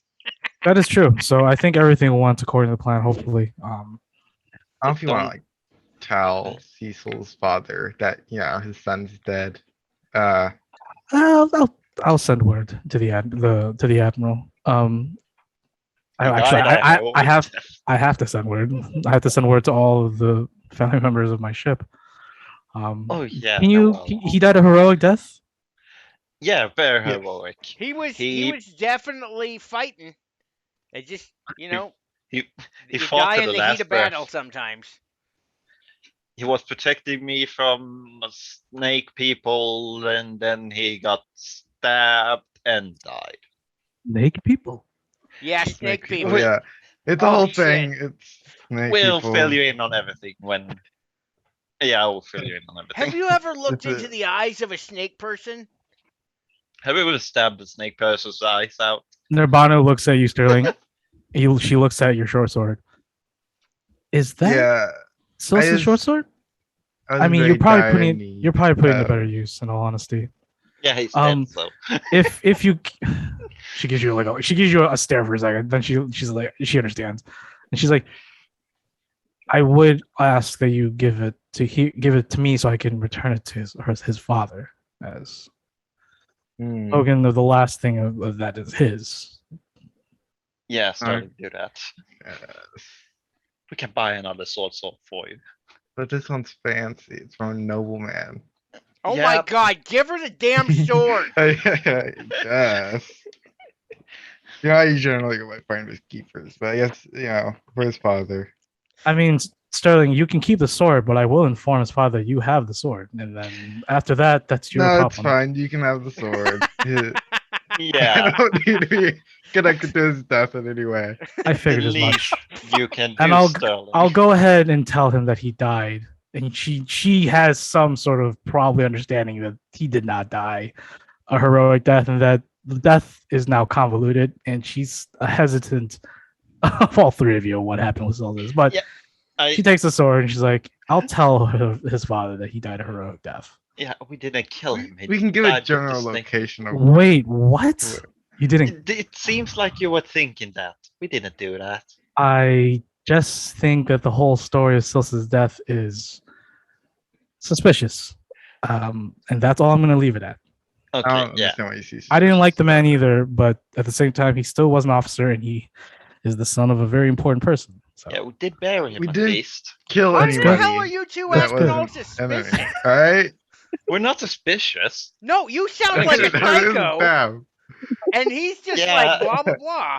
No, Yeah, I got. he died fighting for his life against a snake person, and also, if you would like to reclaim his body, he is Yeah, you on the buried aisle him. over. Then I give a general idea of where that temple place was. I will tell the Lord Admiral of the fate of his son that he died fighting. Yes. Yeah, I think there's also a bunch Yes. of what was it, like Navy people there? Oh, they were Yeah. dead. Oh yeah, the what's her face? She was there. I don't remember. She was dead by the time we got there. Right. Yeah, yeah, it was captain. the Fawn Feather. So Captain Ovie, did you find her? Yes, she was We dead. found Found her body. her body. And a lot of. So Yeah. Sterling, where do you have the golden figurines on you? they're in my satchel. Okay. Okay. That I Sounds don't know them. Sounds good. Didn't we pick up a medal or something? No, we picked up a key, which He gets to keep it. It seems it's like somewhere in his pockets, not hanging around your neck. Hopefully. no. It's probably in my bag with all the other coins. And her lockbox.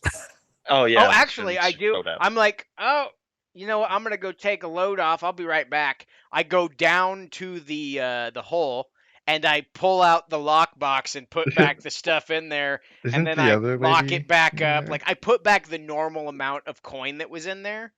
Like, Okay. I mean, obviously the other stuff got lost, so Could- whatever. It was Couldn't it find was the 2000 lockbox. it was 2000 silver pieces. What did you say? Yep. What did you Okay. say, Sterling? We're just saying we could, act like we didn't find the lockbox. Oh no. I'm Okay. gonna not be the one that looks like a suspicious fuck. All right. We're always Look, it's suspicious. in your No, bag. you both are so suspicious, and I'm just sitting here keeping my fucking mouth No, shut. you just went down to the hole being like, sorry, I gotta go do something. And Well, I then was taking off my immediately- bag. I'm gonna come back up. So I Okay. come back up, and I'm actually holding the lockbox and the key. I'm like, we did find this on her body when we went into the temple. I almost died by spikes. Why are you doing this to me?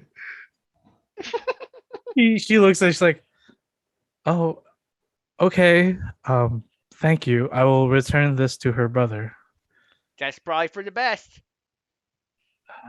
And you give her the key. Yeah. Thanks.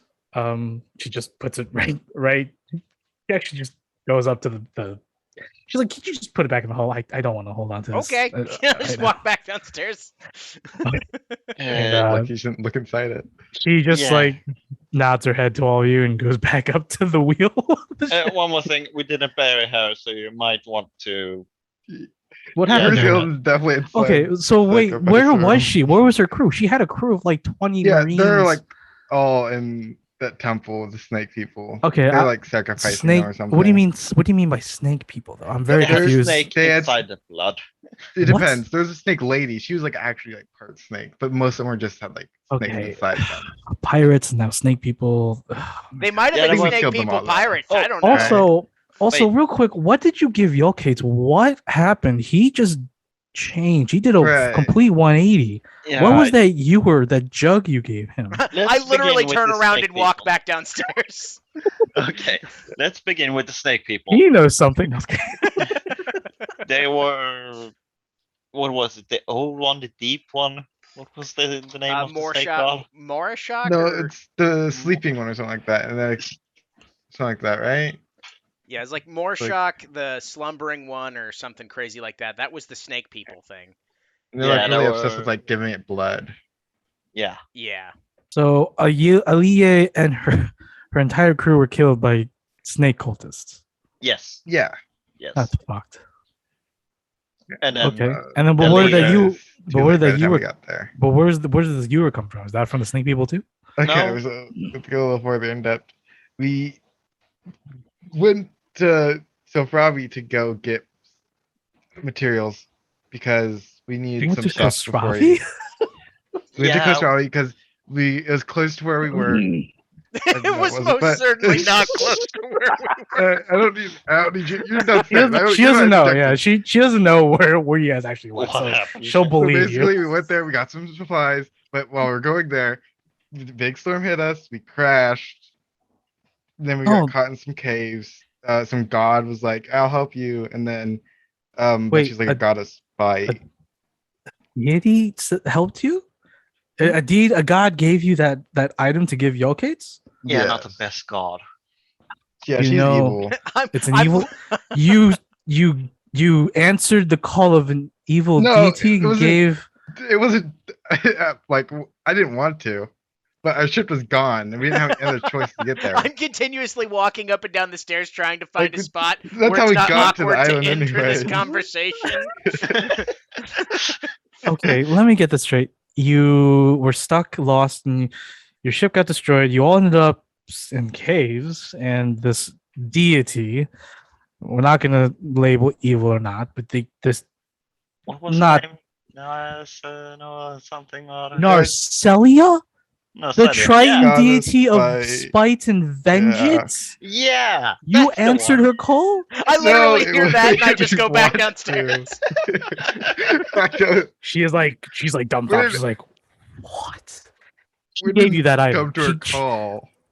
She gave you that item. That she you offered were. a way to get to the island. And You for took a both. deal with Narcelia, a evil deity, a goddess of spite and vengeance. We were low on options. All right. I can understand that, but It would have taking killed a deal everyone. from an evil, she forced you. She She said forced- she I was said stuck in the you cave must until she you was were like, stuck in the "You gotta-" cave. She forced you. She forced you to take this item, and she said you had no options. Right? Yes. I walk was back no up option. and then walk Sure. right back down. You had no choice. You didn't even have the choice of walking away. You were forced to. Right? We were forced Well, to. we didn't yeah. have a way out of the cave, so we kind of had Sterling, Sterling, let me take over right now. to. We didn't have a choice. No choice. Okay. The cave was blocked. Right. There were extra many, whatever they were called, that were going to kill us. She was gonna help us with them and clear the cave, get us out of there, and to you. And if we didn't do it, we would have died on the spot Okay. all the way yeah. through. Then No, that sounds believable. Narcelia, obviously she's taboo in the Federation Navy. The Tritons no longer worship her, at least the majority of don't, at least the ones that are living a normal life above the sea, above ground. But she was supposed to be sealed away thousands of years ago, never to come again, never to serve again. Correct. Yeah, but But- there was some like fish people that were trying to break the seal, something like that, right? Right. Yeah. Okay. Okay. So fish creatures are now involved now. Oh, jeez. This Yeah. report. This is gonna be one hell of a report tonight. you don't have my to superiors. write everything that we say. Well, Because no, but I do need to inform her that there might be rumors of Narcelia, the goddess of There were spite and names. vengeance. I don't so, see I how walk back up and be important like, it it's is cool, that we killed all the she's- fish people. We did Yeah, kill we- all the fish people. So, but He's you correct. what was that jug that you gave Yokates? He seemed like everything Hmm. was falling into place for him. Right. Yeah, there was. We- Don't know. Yeah, we Oh, honestly gosh. don't know what the hell that was. Okay, for They sure. did have infinite water. Look, So okay, I understand. Oh, there it is. You were put in a disadvantageous position. There was nothing you could do, especially when you're dealing with deities. I understand. It is unfortunate, but I will not report that. I will report that maybe there are rumors of the return of Narcelia, which is not good since we're fighting a war with these pirates and we are losing, unfortunately, which is surprising to me too. But at the same time, it's not. Oh my god. Yeah, you might want to uh up your, what I would say, armaments. I you may mean, want to and get stuff. another god to give one of your people a jug of infinite water. Yeah, you guys need one of Oh, your that'd deities be a to good give you a idea. fancy cup. I will pray to the Primarch every day for something like this to happen. Yeah, Um, I'm not religious or anything, So but I'm seeing right now is that jug gave him something he really wanted. infinite water? I don't know. I think it might have been more than that. Yeah, it was more than that, probably. That's just speculation, I don't know, but it seems like it was more than that. Hey, Nurbanu, can you show me how to sail a boat? Yeah, Yeah, sure. Yeah, I can show you the ropes. Really, the can- key train a little. really the key here is to read the weather, and if you can predict successfully how the weather is going to go by reading the tides, obviously if there's no wind or if there is wind, if you can find wind, you also need to understand. And she goes in depth a little bit, but she's like, you need a map, and you need a map that shit tells you the currents of the area. And she tells you that normally the Hellid Ocean's currents go east to west, but sometimes, and she blames this, and a lot of people in the world blame this on what is called the eyes of Macross, which are these like very magical anomaly storms in the middle of the ocean that are the size of whole countries, and no one knows what they do, but for the most part their effect is that they create terrible storms randomly throughout most of the coasts among the three different continents on Zoria.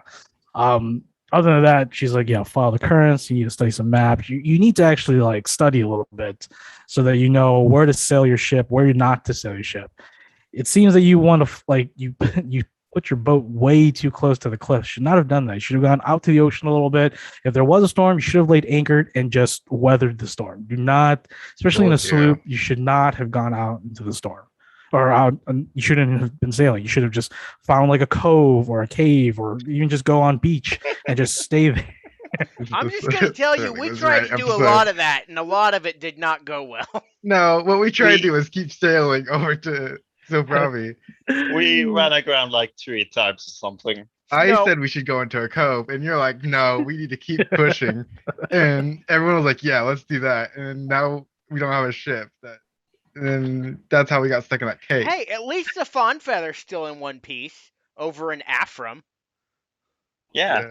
No, no, with the sponsor than the one we took. No, we took the crappy one that the pirates gave us. Yeah. They already reported the Fawn Feathers to the Navy, though, I think. Also, the same one that you're all sailing on. It's another crappy sloop. Yeah, but it's our crappy sloop now. Yeah. Yeah, gotta write the. Yeah. No, Nobody's just like, yeah, Water walk is. as long as you register the ship at the Cerner port, it's all yours. how You much can have it. how much Maybe- does that Maybe we cost? shouldn't have. Registration tag is we gonna want come out to pirates. about 20 gold pieces. Okay, that's not Sweet. bad. Let's get a ship. Guys, But if we're you're, gonna be the thing is, our own I will tell mercenaries. you right now, it is expensive to dock your ship for longer than 3 months. So if you leave your ship for 3 months, you're gonna start getting dock fees, and they tend to add up eventually. So I will recommend that you use your ship or put your ship out of port from time to time so you don't get dock fees. She Yeah, tells you about all these like loopholes to like dodge stupid bureaucratic naval shit Yes. just to help you out. But yeah, just get registered, find a name, paint it on the side, and you're good to go. Yeah, we already have a name. the Ocean Walker. Yeah. Interesting. Cool, right? You know, like the sand I'm gonna swimmers. refrain from speaking my and mind ocean. on that. No, please do that. I No. would like to know. I'm good. Thing. I'm fine. Ocean Walker's a fine name. Reminds me of a theater play Oh, theater. about a young man who fights his father on the open seas and loses his hand. I think his name was Seawalker. Oh God. His name is Seawalker? I don't understand. I walk off. Yeah, I've seen that play. That's the best play ever. Yeah, it won 3 desert antelopes 3 years in a row. Yeah, my family all went to it, like saw it like 10 times or something. Oh, it's a fantastic. There's a trilogy. They made a third one. They did? I They only seen did. the first one. I heard it's going to be a saga. Oh yeah, let's hope they don't make any more after that. There. Yeah, after 6, no, it's just Yeah. trash. Yeah, it just becomes stale. I'm just gonna go fiddle with the sails. Yeah. Somebody just, Wait, like, Ox, goes don't fiddle with the places. sails. No, I'm just making Well, sure well, that there's no. He's not actually fiddling with it. He's just like I'm just distracting myself because I don't understand. Right. Eventually, you all return to Macerna. It is a beautiful, once again, hot, humid day. It is Yeah. around 9 in the morning as you all slowly dock. Nirvana shows you how to properly dock a ship in a congested port area. And I need everyone to go ahead and make intelligence checks to hopefully see if your characters understand what she just did. It's a pretty complex maneuver. Jesus. 7. Nope. 7. As she docks it, Not as she one. docks it, she looks at all of you, and you all just have this dumb look on. All of you have just this dumb look. You're like, Just what? nodding. Yeah, you're just not. She's just like, okay. I would recommend that you practice out at sea. Yes, ma'am. And I probably salute with the wrong Salute. hand. Yeah, you're probably just like, yeah. And she goes down. She shows you that there's several dock masters, little offices. She's like, go to one of these. You have up to a week, 8 days to get your ship registered. So you can leave here at port. I will go ahead and tell them that the ship is already have owners. I just need a name, Ocean Walker, correct? Yep. So within 8 days, you do need to come here and get this ship labeled and then fill out the paperwork. It's gonna cost you 20 gold pieces. But other than that, ship's yours, ship's docked, good to go. Remember, don't leave it in port in a major city for more than 3 months, or you will have ridiculously high dock fees. Yes. I have enough gold on me if you want to register right now. Yeah, let's Sure, go ahead and get okay. it registered. Let's get that done. So that gets carried away. The dock master just looks at you, Ocean Walker, Yeah, we're the Don't sand question it, swimmers. Right? Sand. Like the goblin. Looks in their bonnet and your mouth just shrugs your shoulders. Like goblins. Goblins. They swim. Right. in They sand. swim in sand. I've heard the children's stories and the fake tall tales. Yeah, I heard them. And not fake. No. We've seen it with our You've own seen it. eyes. You synced it, huh? You We've synced it. seen it. All right. So, with that, Barkita thanks you, and she tells you that she will tell her father, and she tells you that, oh, my father, Lord Pacanus, is one of the biggest sponsors to the Fortune Hall here in Macerna. I'm sure he will give you some sort of gift. And Nirvana is like, I will send the naval accommodation to the Fortune Hall within a couple of days. Who is the clerk you serve or you serve with? Jeffrey. Jeffrey. I will send it to a Jeffrey. Lady Barkita, before she walks off, I take the tall war off and here you go. Thank you for letting it help save your life. You can keep it. Oh, nice. Sweet. I appreciate it. Yeah. I'm gonna No, thank you. She show gives you my a kiss. dad. She gives you a kiss on the cheek. Aw, guys. Aw. She gives you all a kiss on the cheek, including Steven. Steven just like, what? I wouldn't do that if I was Yeah, you might but- get it like a disease. She's I- dazed. no. She's also malnourished. Oh, he eats healing bomb, so I think the cancer's gone. It heals her. We have a His whole sweat, Yes, a his healing sweat rat. glands now. Heal people. There's Just more put like an- puzzles, though, Put like an IV in there. She's like, heal me, Steven. Oh God. What just that? Okay. Anyways, you guys are back in the city of Macerna. Yay. Yay. Shit. So, so let's go ahead and talk to Jeffrey. I know I've got to get back to my dojo and see how my folks is doing. I think that one guy that was there is dead. No, he's probably fine. He's probably I ready hope for he's- stage 2. That was one. Wasn't he finger. gonna do something until you got back? Yeah, he was He- gonna keep practicing his Yeah. inner spirit and punches. I just hope that he did do feeding himself and going to sleep in He that took breaks nearly and ate. 2 month Oh, I'm span. very certain he did. He's got a nice bathrobe on. He's ready for sleep whenever. It's all good. Okay. Oh, this is bad. All right. So you guys make your back. You guys are heading to the fortune hall. Ooh, actually, guys, can we stop off by the bank? Yeah, let's get our money. Yeah, let's No, Oh, no, my I God. think we should split the money and put it in the bank. Yeah. Yeah. Let me put the money in the bank. All We did do right. some of it though, because you put some in the box, right? Yes. So Well, you so we're- guys head to. Yeah. Yeah, go ahead. We're down 2,000 silver. So you guys head to the House of Trades to open your bank accounts. Familiar halflings over there, and he's just like, "Oh, welcome back. Looking to open your vaults again? Yeah, vault we need safes? to add to it. Of course. Looking for a deposit. Here's some deposit slips. All right. What are you adding into your bank account, Ox? You have currently 578 gold and 1,097 silver in there. I guess we're gonna Yeah. split this cash 3 ways that we have. So we've got 5,000 gold. 5,000 divided by 3 is around 1,666.66 repeating. So, how do you guys want to split that? I'll just take the 1666 and I'll let them both have 1 extra. Okay, sounds good. All right, so all of you are going to put that in your bank, I'm assuming? Hmm. I'm gonna put in 1,000 gold in my banking account and have Okay, so 1,667. Left. 8, so it's 2024 in Ox of gold. 2,244, and then no silver, Ox? No, I'm gonna keep my my 101 silver. All right, and then Tav, how much gold did you deposit? You had 500 in there plus 500 silver Yeah, but I used 500 Oh, to to That- buy. Okay. the rapier, so Okay. I had 0 gold. Now So I have 0 gold. 1,000. Now you have 1,000. Okay. Yeah. Okay. And then no silver. You don't want to deposit any silver. No, I'm good. I Okay, want to and have it's- a little money on me. Sure. And then sterling, how much do you want to deposit? What? You got I wanna dep- 1668 from that split. I want to keep 200 gold on me and deposit the rest. 1668 minus 200, so 1468 of gold in your bank account. Oh, plus 708. So it's 2,176 gold in your bank account. 6, and then silver. Do you want to deposit any silver? I'll deposit since we're a lot on me. 250 silver. 250 plus the 700 you have in there. So it's 950 silver. Okay. And you still have the satchel in there of trinkets.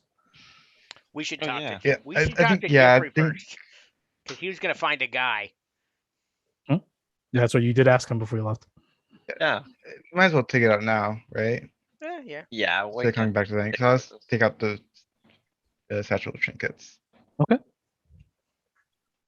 Sounds good. All right. You guys want to make your way to the fortune hall? Yep.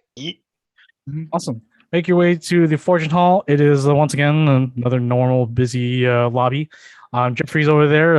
Actually, he's not. He's on break right now as he's drinking on an ice ale with a straw. He sees you all. Like, hey, Jeffrey, Jeffrey! we're alive. it's been You'll never months. believe what Where have you been? I thought you guys like quit. No, we can. I sent word to all the places of residence that you put down, and there was no response. So I was like, did they just leave? Where did you send my letter to? Oh, I sent it at the Mary Tortoise. The only places I knew of was where you were Okay, staying in the yeah. city. Yeah, Okay, and yeah, except I city. sent it. He looks at you. Ak, do you know Gunther? Yeah, we're best buds. Gunther told me that he got a letter at his hammock, and I'm like, that's where Ox is staying. He's like, yeah. Yeah, that's where Oh, I hang anyway. out. That's where I. Oh. Who needs a fancy bed when you can sleep on the dirt? Hey, Gunther's a good guy, so kudos. Yeah, we can tell you everything. Yeah, we trust you, but So- we need to do it in private. Sure, yeah, we can go to one of the private rooms upstairs for sure. Yeah. I grabbed 3 ice ales on the way just for me. Sure. If you guys want something to drink too on the way, it's free here. Yeah, let's take a nice. I Yeah, need take a it nice now. Okay. So, did you want anything honestly, or did you not want anything? Just You don't really any, need like, it. cigars. Hey, you I'll should take grab some. one just in case I need another one. They don't have No. cigars here. They just have hookah. Good enough. So you make your way up to a private chamber. He closes the door and he says, okay, so what happened? Did everything go okay? Did you finish the contract or did something finished bad the happen? How so, bad? so you know how this guy's name is Samson now? Yeah. So that was out of the blue. What happened in Afrim? What was that all about? I had to talk to the Hatia for like a day. Should we tell the unabridged version?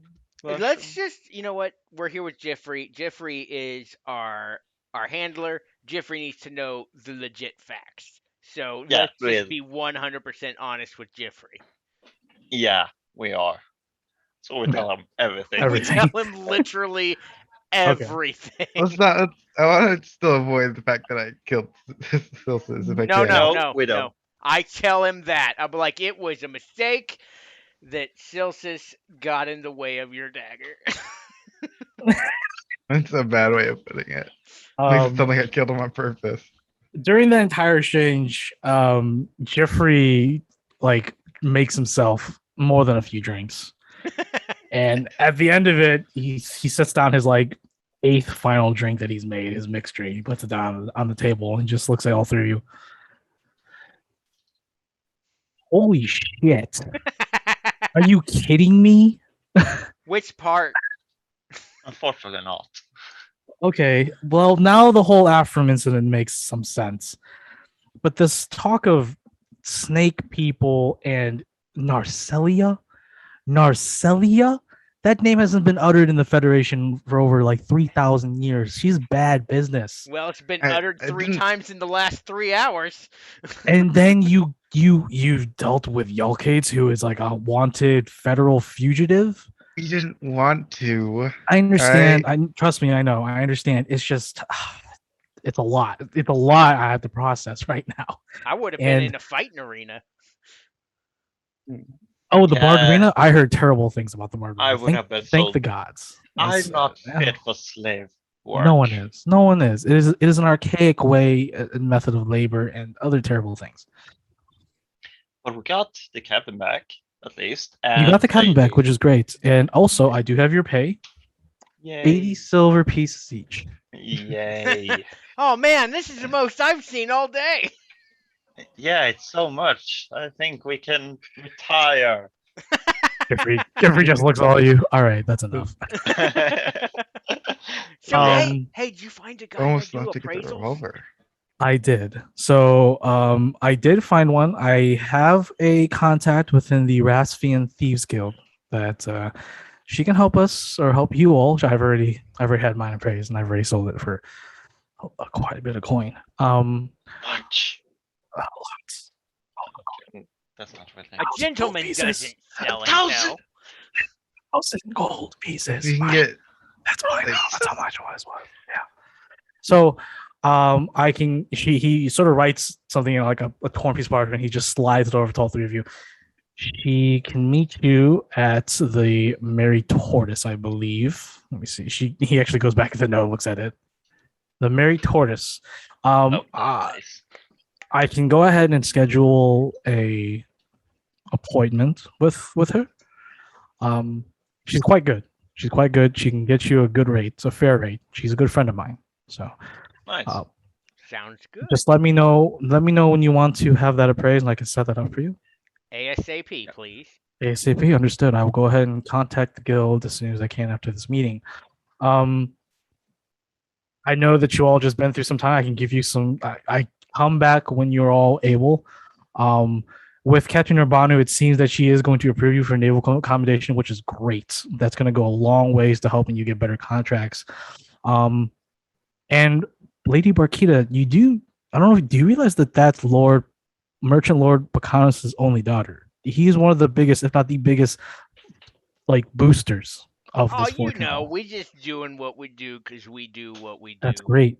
That can really set you up in the fortune business. Like that is great. That's a great future.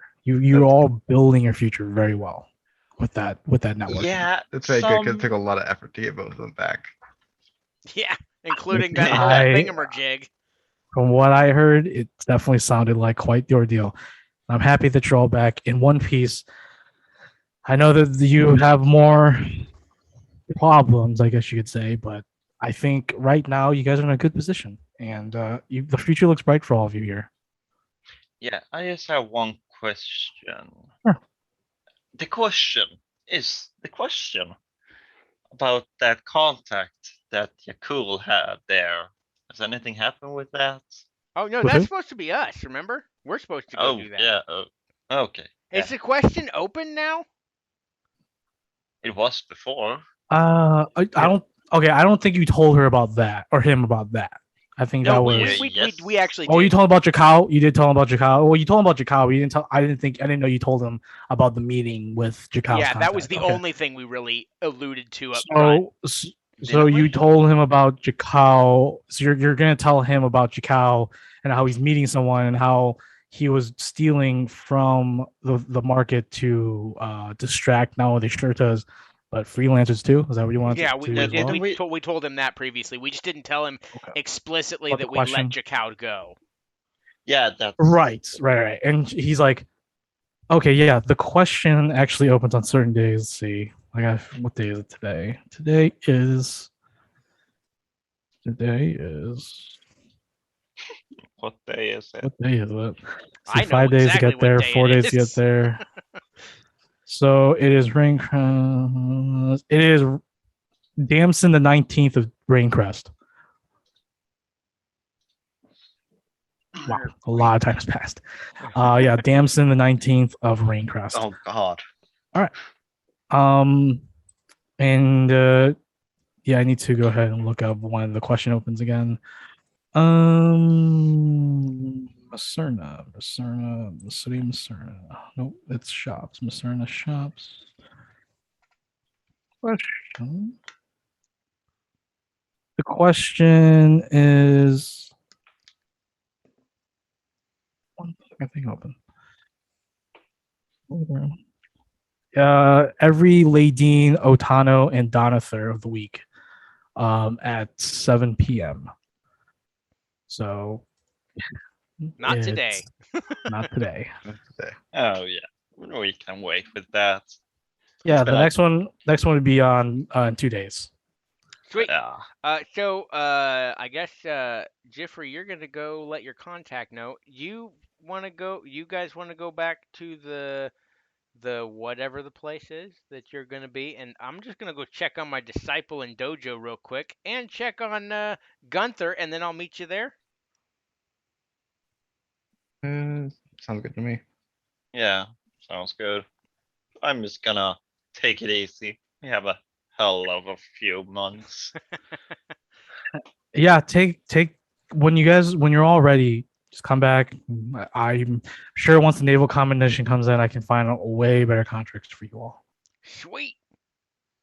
Okay, sounds good. All right, so where I know where Ox is going. Where are you going to have?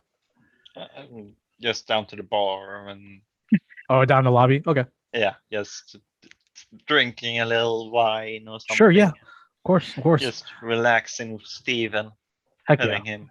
heck yeah. Sterling, where are you going? I think I go with Tab. But I'm just trying to get people to gamble with me. It's like he's really trying. I don't know if anyone is though. Was there a specific place that you want to go gamble, or do you want to just gamble in the lobby? You can probably find someone to play cards with, I guess, or dice. What kind of games do you have on you? I have both proficiency in dice and. Well, do you uh, have do you have like the games on you, check. like the card deck of cards or whatever? I don't have a deck of cards or. Okay. But did you want to find someone to gamble with in the Sure. lobby? Okay, go Just ahead. well, that's happening. What was that?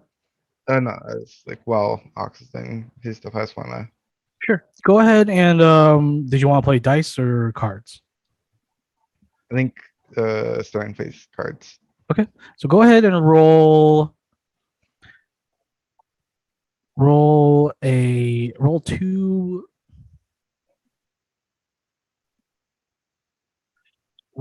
two d20s. Don't add anything. Just tell me what they are. Just blank d20s. One's 18, one's 14. Okay, cool. All right, I will get back to you in a minute on that. Actually, no, hold on. I actually have the chart right here. 18 and 20 18 and 14. and 14. How long were you looking to play? Just until Ox gets back. In that time frame, you play some Mountain again with a bunch of freelancers down the lobby. Make some friends, actually. You find that there are a lot of people who are big time gambling addicts. Not maybe you're not a gambling addict, but these people are definitely gambling addicts. What was the buy-in maximum you were willing to do? I'll buy in for like 10 gold. For 10 max. gold pieces? Holy shit. All right, high roller. With that, I will say I'll go ahead and say by the time Ox gets back from whatever he's doing, you would have won. Well, actually, I do have to do lost. Even with the losses, you would have still come up on top with 150 gold pieces. Ooh. You made a lot of enemies in the gambling world, the freelancers, but you also made some friends because they also enjoy just playing as well and losing money. All right. So as that was happening, Tav, you're drinking, watching, relaxing. The lobby is a very, very quaint, very luxurious place. So you can just relax on some cushions, some hookahs, or whatever shoots your fancy. You can have a nice meal. Ox, you head back to the hammock. Yep. Somebody check Oh, on you the make- dojo. As you make your way to your hammock, you notice that there are like a lot of people wearing. Now, George was the person in the bathrobe. Mm-hmm. Very portly fellow. He was wearing what was like a light blue bathrobe. Mm-hmm. You see a lot of people wearing light blue bathrobes, like a bunch of people, and they're just like, like very unfamiliar moves, but like, or no, very familiar moves, but they're obviously not fine or have been perfected. Mm-hmm. But they're like the simple barbarian moves you were showing. Yes. Tombstone, like stuff like that to Yes. George. And as you make your way closer to the beach where Gunther's hammock is, you notice that Gunther is there, and he's also wearing a light sky blue bathrobe with the two ducks on leash. But he's also up top with George, who you see George. He's wearing his bathrobe, but you see that he has strips of like probably from another bathrobe on his head in a bandana, and he's just like, oh, rage, and there's like at least 20 people in like rhythm with George, and they're all just on the beach in front of the hammock training. Oh, this is great. So now you're ready for step 2. And George is just like, Master. He gets down all fours. No. And Gunther's just like, oh shit. I didn't think this would actually be a thing here, but Gunther, I gotta I'm tell so ya. sorry. I didn't think I was gonna be gone that long, but for your trouble, obviously they're on your turf. I just hand him like 50 silver. hey, much obliged. I am enjoying the workouts though. Well, so stage 2 is finding inner peace to find your inner rage. So I will George walk, is like, go ahead, yeah. I will walk them through quieting their mind so that they can ignite the fire within. So like a weird guided meditation. And then I'll do Yeah. that for like 20 minutes. And then I'll be like, but remember, you take breaks. You can't do this 100% of the time, otherwise you'll injure your spirit. I'm just kind of making up shit on some of it. And the final they believe you regardless. Yes, I'm like, and once you've mastered the ability to clear your mind, I will show you how to truly unleash your rage. But now George it's is like- control. George is like, he bows to you, he bows to everyone. The master has spoken. Now control your emotions. I give 50 I will silver. I will tell you right now that a majority of your students range from the ages of, between 16 and 18 to about 54 to 60. Perfect. All that middle age group, the prime, none of them are there. Either That's super young or fine. super old. That's perfect. You notice that a lot of them are just like, yeah, we're here to just find our way and find this inner peace, but also rage when people steal things from us. And you notice that a lot. You find out that a lot of them are like poor vendors and stall keepers, and they want to defend themselves, but also find peace in their crummy lives that they live in the Mhm. city. And they're like, we found George. He was doing this under the bridges for the last month or so, and he's just like, I'll teach you when my master returns from his great spiritual journey, Jesus. where he raged across the desert plains, searching for the biggest beats to quell with his fists and rage. So I just go. Also, if that doesn't work out, if you bribe the rats in the sewer, they'll work for you. You see George pull out his booklet. He says, by the way, we are making a killing. And he actually pulls out a pouch. And he's like, there's like at least 2,000 copper pieces in here. George, make sure that you take care of yourself and the family. And I motion to the rest of the people. He lets us, he gives a sigh of disdain, but at the same time, he accepts your word of wisdom. He's like, you're right. I cannot hoard this for myself. I must learn harder. Stupid George. You're not stupid. You are merely the student. Also, take 10% off the top for yourself.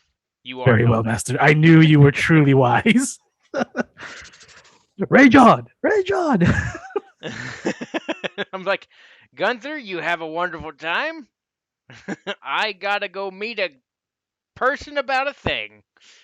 I just wander off back to the. Good, yeah. Once again, they're just back at it. Oh no, they're meditating. They're praying. Okay. So where are you going? I'm going to the meet them now because Okay. I don't have anything else to do. So what do you guys want to do right now? As you all reconvene again. Jeffrey tells you that who the contact will meet you in 2 days, either early in the morning or late at night. It's up to you. So you guys can hit up the question along with do the appraisal on that same day, Donather. Yeah. So Okay. sounds great. probably early morning for the contact, and then late night that night for the Sure. other part. Yeah, Question. because that's when it wakes up. Yeah. Yeah, What's up? let's do that. That sounds great. Okay. Sounds like a plan that might work. And other than that, I Right. guess I'm gonna be doing dojo stuff until that commendation comes in. I will say if you guys unless you have something that you really need to do, we can go ahead and fast forward to Donather, like early in the Donather morning, waking up, and you all return back to the Fortune Hall.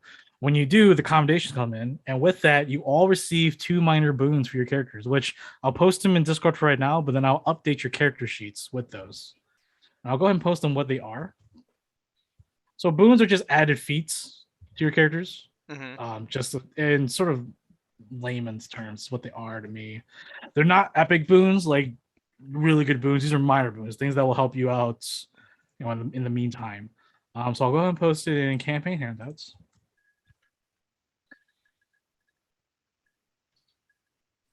So the first one is the Naval Commendation, a regal medal of silver. Each of you get one, but the letter is obviously you all have to share as a group.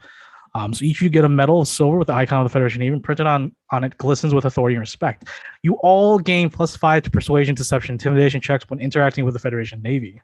Furthermore, when fighting alongside Federation Navy personnel, you gain +1 to attack rolls made with melee and ranged weapons. And then for the Merchant Lord, Lord Pakanos has now given you the ability to get +5 to persuasion, deception, intimidation check when interacting with most vendors and the merchants in the city of Macerna. And all prices, legal prices, or legal goods, are 15% cheaper in the city of Macerna. Woo! Woo! Do I know how legal the what is it called? The Flux Deluxe shop is? The Flux Deluxe shop, if it's open, yeah, most of it's legal.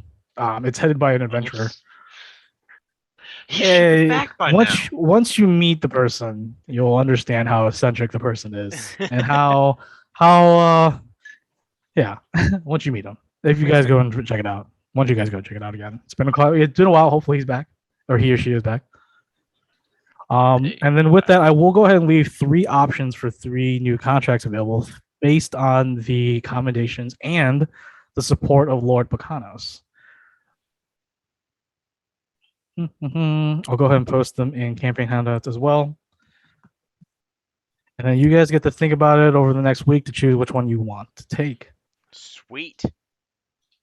And with that, yeah, that is it for today's session. And we'll pick it up again next Saturday. So everyone watching, thank you for watching. Thanks for those who are watching live.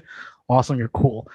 And don't forget to check out next Friday here on Jeff the Patriot Biscuits Twitch channel, second session of the Red Opera. Awesome. Thanks, everyone. That's it for me.